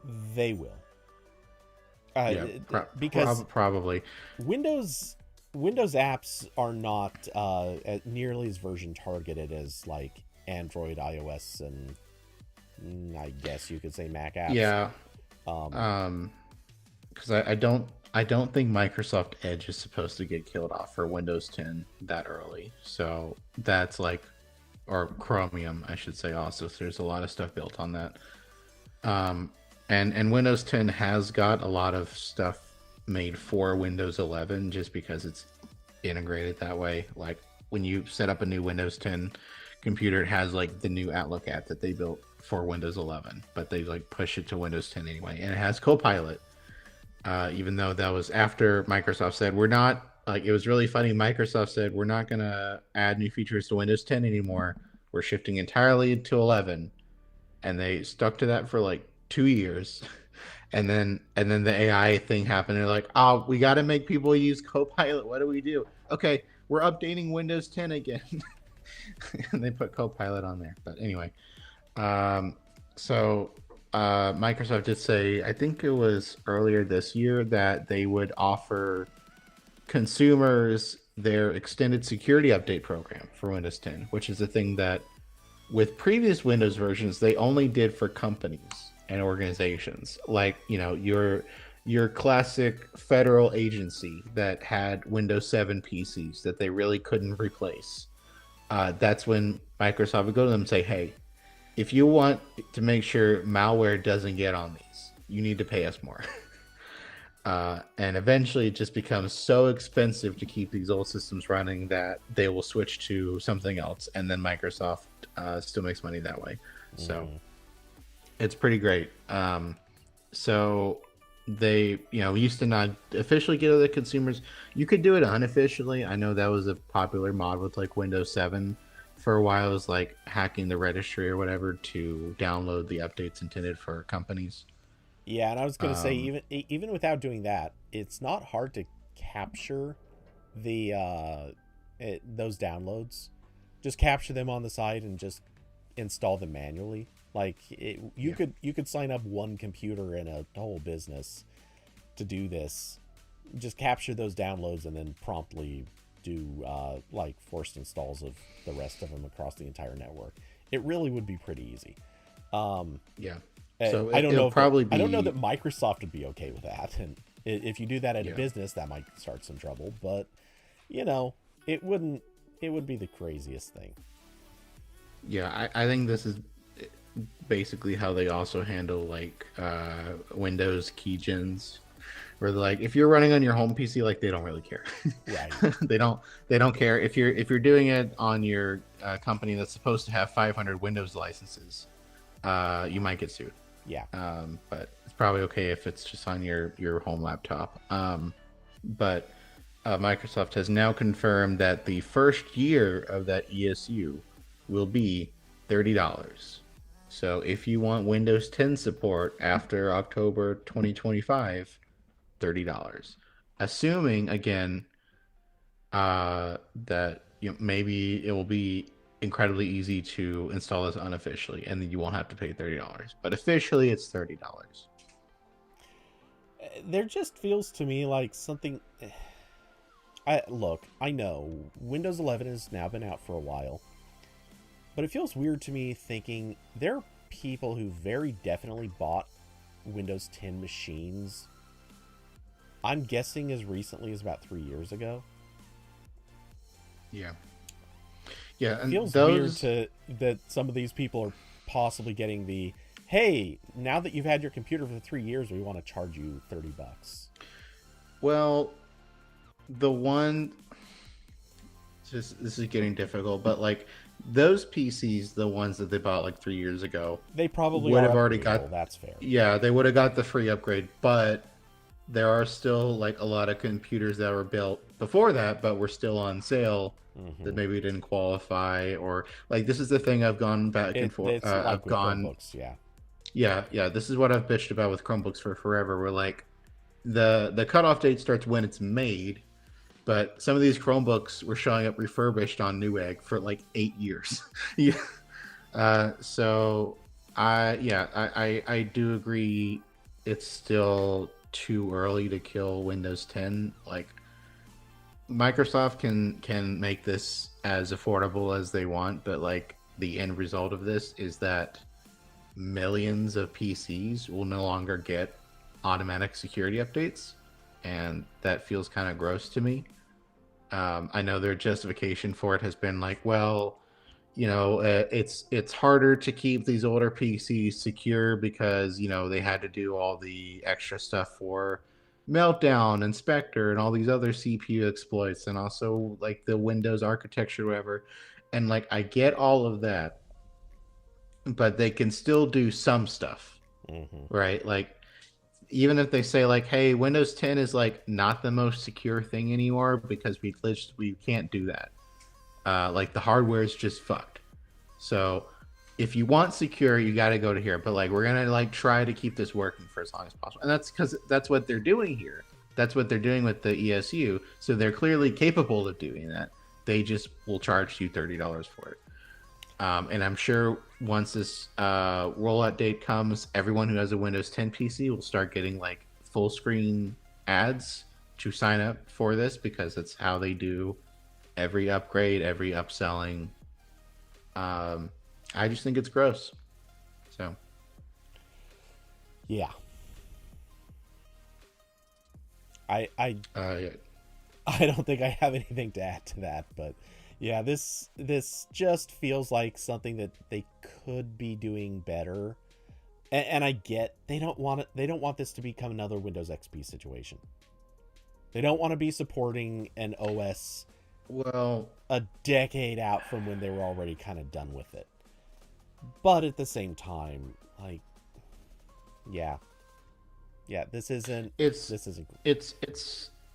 yeah, it's annoying because like there's some parts of when there's the issue that Windows 11 is more hostile than 10 in a Yeah. lot of ways. So that's one issue that they have not solved. The other issue is them drawing a line and saying, this is the hardware we will support. We're done with all this stuff. And that is also, like, I don't think they're handling that especially well either. Again, I get why, like, at a certain point, you can't be, like, still trying to figure out Spectre patches on really old hardware. But, like, they're doing it anyway. They're doing it anyway for this. They have to do that because somewhere there is like Department of Defense PCs that are going to stay on Windows 10 for another 20 years. So they have to do this anyway. Okay, I'm gonna throw a bit of a weird angle at this, but it's a question I feel like we ask in other contexts, so why not? Is it at all possible that the amount of money that they're going to make off of charging this is going to end up being nowhere near as much as it's going to ultimately cost them because there are a bunch of articles now written that say stuff like Microsoft will charge you $30 to stay on Windows 10. Because that is a kind of bad press. Look, it's not like this is a hostile title. I guarantee there are sites writing hostile titles. It's also not the friendliest title, but, you know, whatever. But this is the sort of thing that just looks bad. And there will absolutely be people who look at this and go, golly, this just makes me not want to stay on Windows. I wonder if that's just going to become the thing that costs them more than they make. Like, wouldn't it have been better to just sort of own it and say, you know what? We're going to keep you guys supported for another, let's call it 4 years. 3-4 years. It's the same patches they're doing on Windows 11 anyway, so it's not like this is really costing them that much developer labor. And don't get me wrong, right. It's probably going to cost them, I'm going to ballpark $2 million per year to do this. Because when you consider how much they pay developers and how many developers they probably have working on these, that probably works out to, you know, anywhere from $1 million to $2 million a year. Legitimately, that's not cheap. But how much is it going to cost them when a lot of users see the article titles and go, you know what? Maybe I'll just try something else. Maybe this is the day that I switch to Linux. Maybe this is the moment that, screw it, let's see how Mac OS feels. Is it worth that? I think that's their mistake. I don't know if the $30 on its own would be enough. That I think more likely it's just I don't think it's about the cost. I don't think it's about the actual bill, because $30 a year is actually really fine. That's not bad at all. It's the mere fact that you now have somebody trying to reach into your pocket. If someone's going to reach into your pocket and take $1 out, you feel bad. So yeah, that's where I'm looking at this. I feel like it's the thing no one likes to be told, hey, we're cutting you out if you don't keep paying us. It feels like the troll under the bridge levying their tax. It feels like someone, like I said, reaching into your pocket. It feels bad. And that's where I think that they're making the mistake. Yeah, it's the $30. I think really just everyone looking at, like, again, I was trying to do Windows again before switching to Mac, and I just switched to Mac because I'm like, I see they have like laptops that actually last all day on a charge. And before I had my MacBook Air, I briefly had a Surface Laptop 4 where the fans spun up as soon as I opened Audacity. So that was my reason. But like normal people, their reasons are more like, Windows 10 keeps telling me to pay OneDrive every time I boot up my computer, you know, that kind of stuff. So there's just a really big, like, when Microsoft is in this weird situation where their customer is the PC maker, but also they want a customer relationship with the person using Windows, and they're trying to double dip, basically. Like, they're charging for Windows to the OEM, but they also want, you know, service income like Apple and everyone else.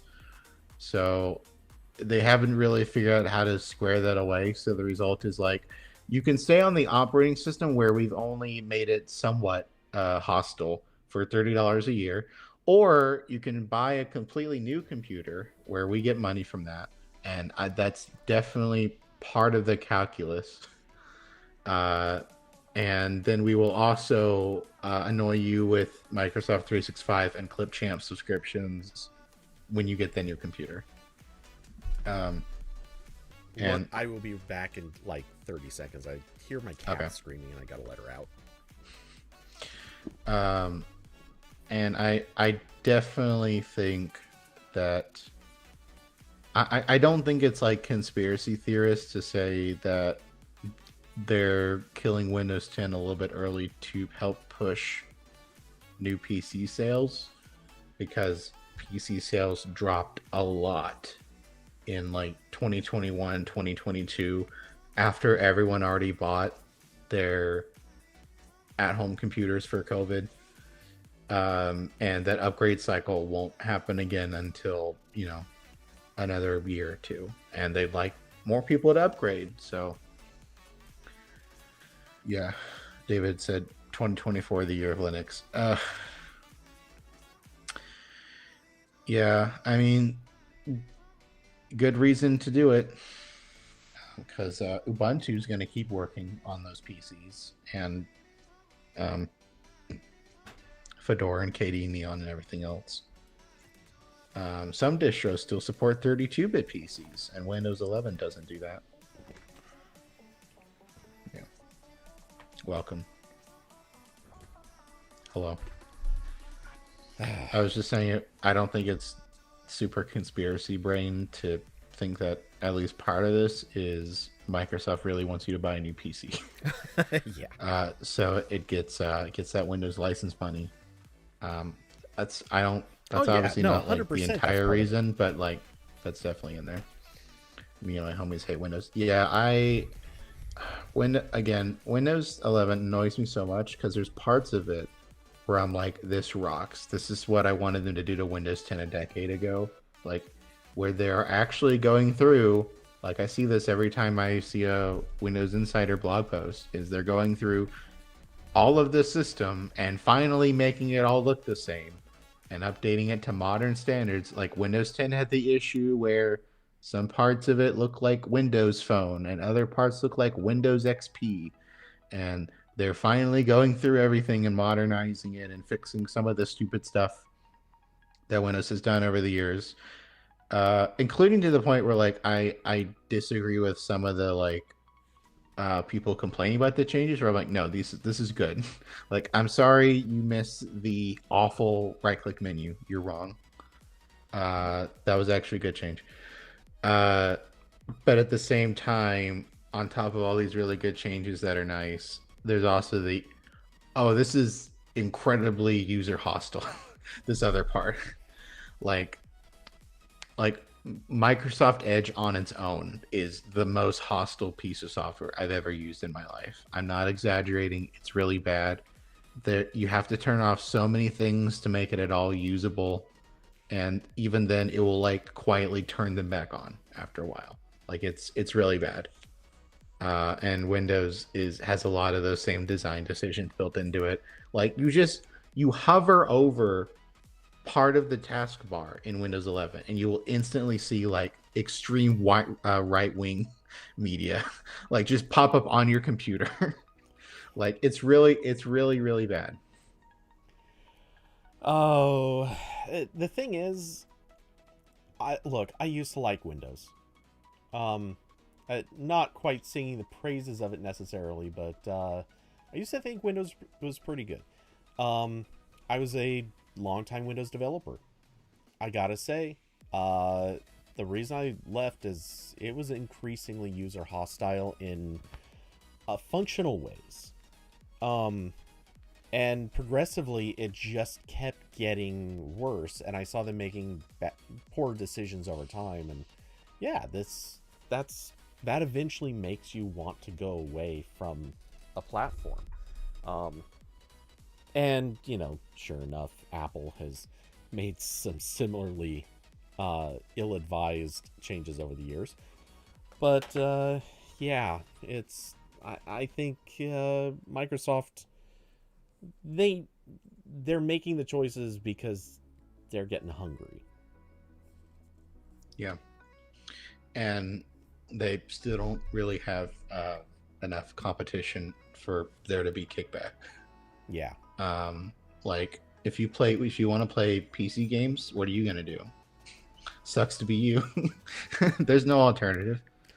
Yeah, honestly, if it weren't for the gaming market, I think Windows would actually be in real trouble right now.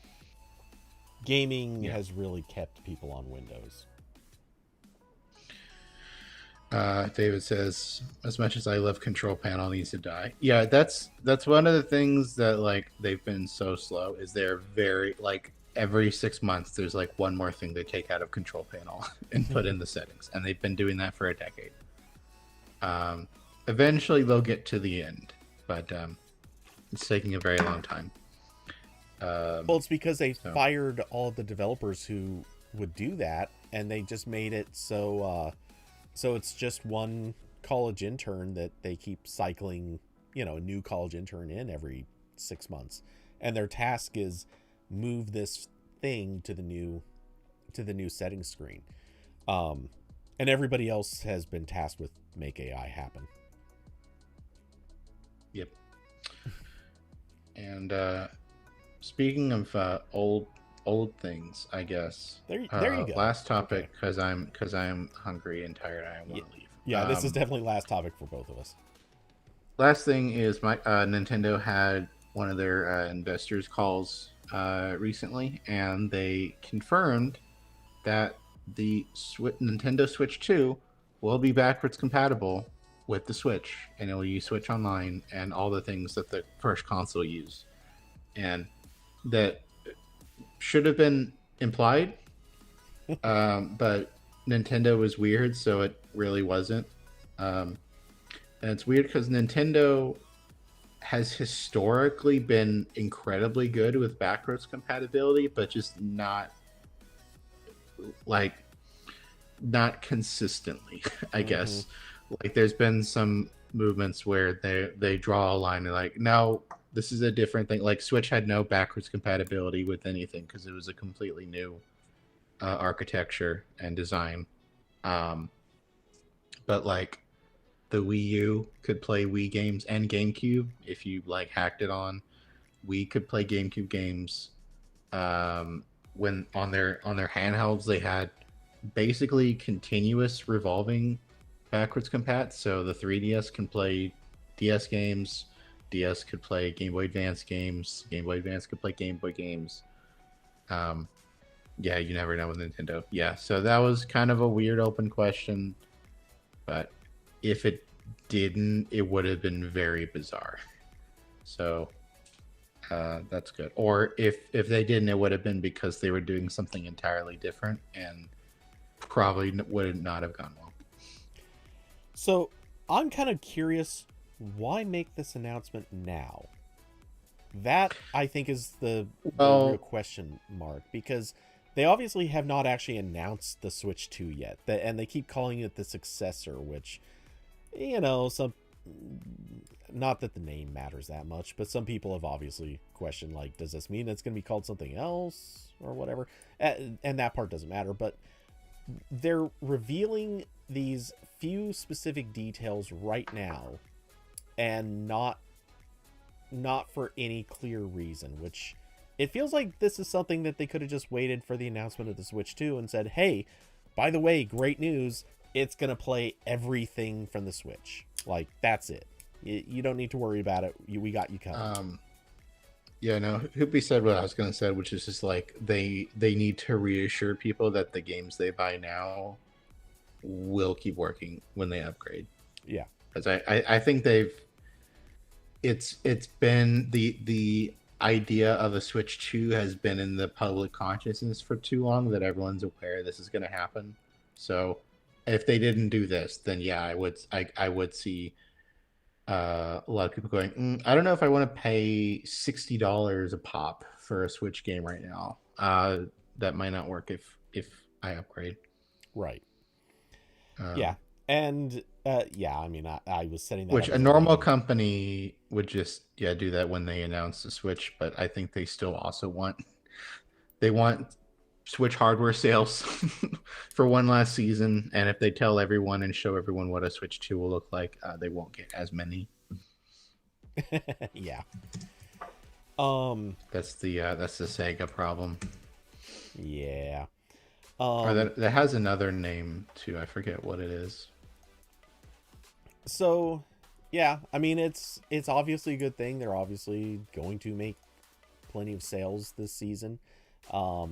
Seeing as I don't have a Switch and I'm not following the Switch releases that closely, but as far as I understand it, some of the newer games coming out are definitely, they've hit that point where they just don't run okay on a Switch. So they've run up against the wall where they have to get a new one out pretty soon because people don't want to buy games that don't work on the quote unquote current console. Or, I mean, they work, but they play poorly. That's not a good experience. Right. And the Switch was already underpowered when it came out. There were games on day one that ran kind of poorly. Yeah, and going back to the Intel and TSMC discussions, like Nvidia got the deal of a century, making that Tegra chip that the Shield used, and then Nintendo has used for 7 years or 8 years, however long it's been. Mm-hmm.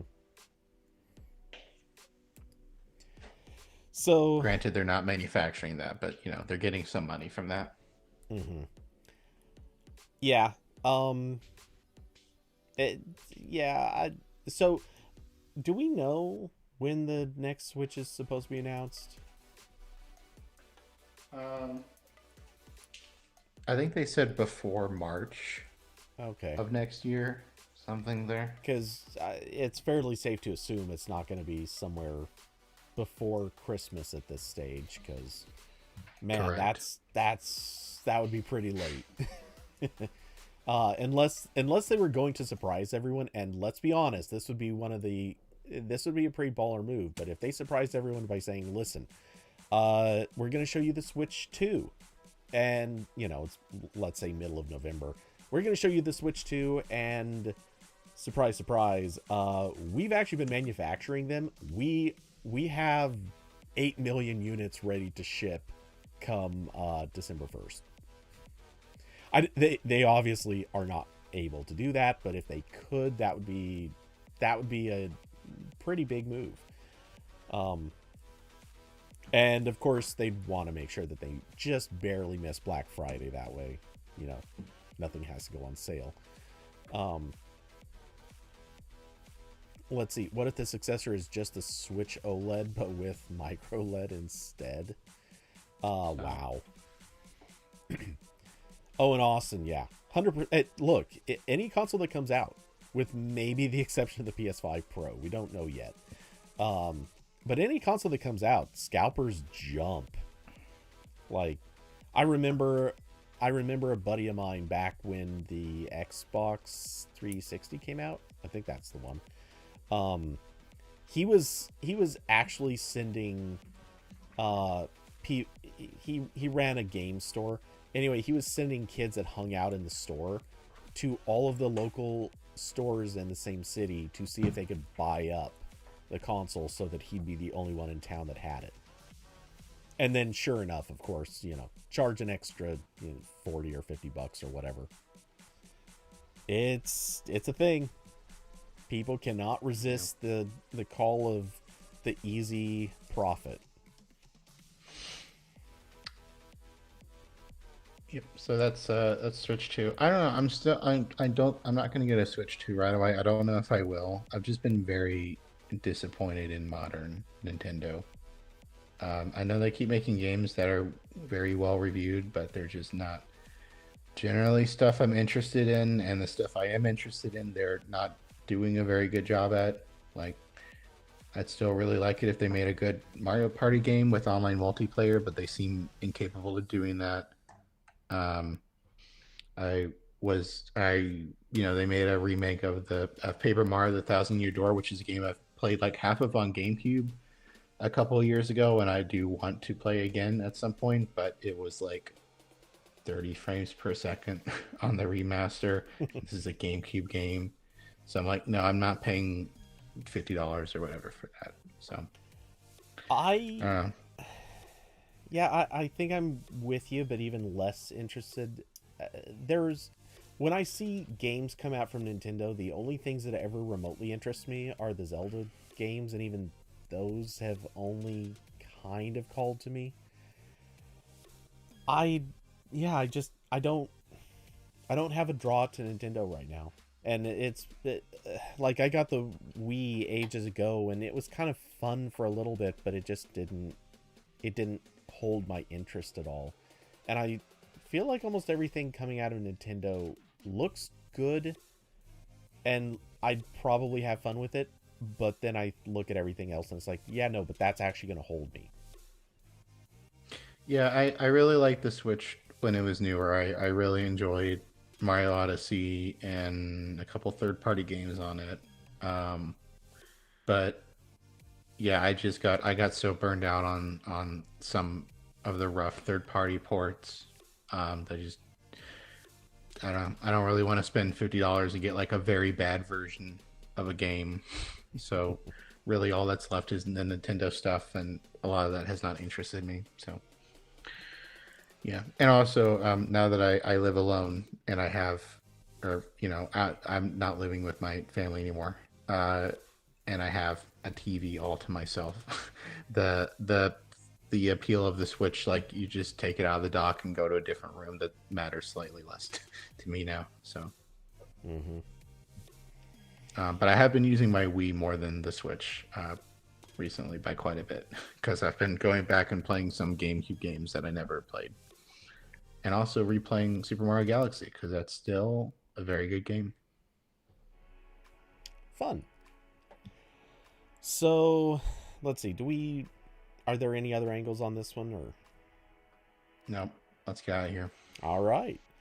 Well, uh, with that, we're going to be wrapping it up. Of course, thank you all for coming by and hanging out, being part of the conversation. We do enjoy talking with everybody. I will be back this weekend with gaming as usual. Some Fall Guys, probably some Overwatch, and I believe both of us will be back for a RambleCast next week. Corbin, is there anything you'd like to pitch, talk about, point out, or eviscerate?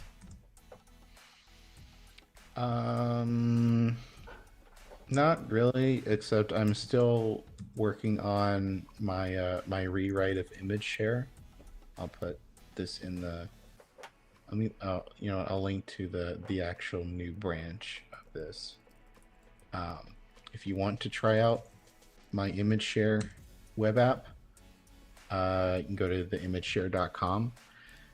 This is a web app that just you upload images and now video, assuming nothing breaks. And it gives you a QR code and now a text short link for you to open that on another device. So it's really good if you're trying to get pictures off of like an old phone or old computer or something else like that. It was originally for the Nintendo 3DS specifically, back to Nintendo stuff, but works with a lot of stuff. I'm working with a friend right now who has a Wii U to get it working better on the Wii U, so that's gonna be that's going. But yeah, so if you want to try it out and let me know if things break, try it on a bunch of weird old browsers. I've now I've now verified this works as far back as Netscape 4. So pretty good compatibility there. Excellent. Yeah. I'm hoping to actually have this new version, quote unquote, released soon. It's like almost done, but yeah, just a lot of polishing to go on there. All right. Well, and so Carson asking how's the weather? Is this a thing in North Carolina? Is weather a thing? I think so. No, Man, it's that sounds just weird. been fall here, and I'm meant to like go walk outside, but there's been sad things happening, so I haven't really done that. What you're saying is you're afraid of the outside. I get that. No, it's I'm continuously overwhelmed during the day, and so if I walk at all, it's at like 1 a.m. when I can't see the pretty leaves. So that's unfortunate. But That's fair. All right. also now it gets dark at 6 p.m. So that's the other issue. Yeah. Well, here, all we're getting is just rain. Like every day, there's a decent amount of rain, which is pretty unremarkable. No particularly bad weather that I'm aware of. Hopefully not. So yeah, don't think it's going to impact any streams. If anything, it's going to make me sit at home even more, which is hard to do than I already am, but hey, it is what it is. Anyway, so let's see. If anyone would like to support the channel, there are links down below to Cash App, Streamlabs, and Patreon. And of course, huge thanks to Carson, Austin, David, Diablo, and Curvy Mermaid for being supporters of the channel. Y'all are awesome. Can we please just make DST permanent? Dude, that is an effort. There are people trying to do it and make that happen, and we are so close. Like, I think that even passed like one of the chambers of the federal government, and then not the other. Man, it's not that hard. Can we just get it done? I don't know. Anyway, whatever. So, I hope you all have an excellent rest of your week. Don't let the crazy madman get to you. And do not succumb to alcohol poisoning. These are my these are my strong recommendations. Anyway, Carson, for gaming, I'm not sure what that. Oh, you're asking if we're gonna continue with the day streams or switching to evening. Oh, gotcha. At least this, I know I keep saying this. At least for this weekend, definitely gonna do morning. I am going to switch back to evening at some point, but I probably should ask and find out like who wants evening, who wants morning, what works for everyone. Maybe even adjust the schedule if that's what would be ideal. Yeah, I need to actually just figure that out because it makes sense. But I'm gonna let my brain rest on other stuff for the moment. So maybe I'll ping the channel about that somewhere in the next few days. But for the moment, I hope European viewers will be disappointed. I mean, aren't they disappointed by like everything we do here in the US? Look, I mean, this last week has been nothing but disappointments for Europeans. Almost entirely because of us. I feel like the time that I stream is the smallest of their concerns. Oh, man. It's hard not to just turn that back into downers. All right. Anyway, well, I hope everyone has an excellent rest of the week, and I will see you all in Discord. Have a good week, everybody. Bye.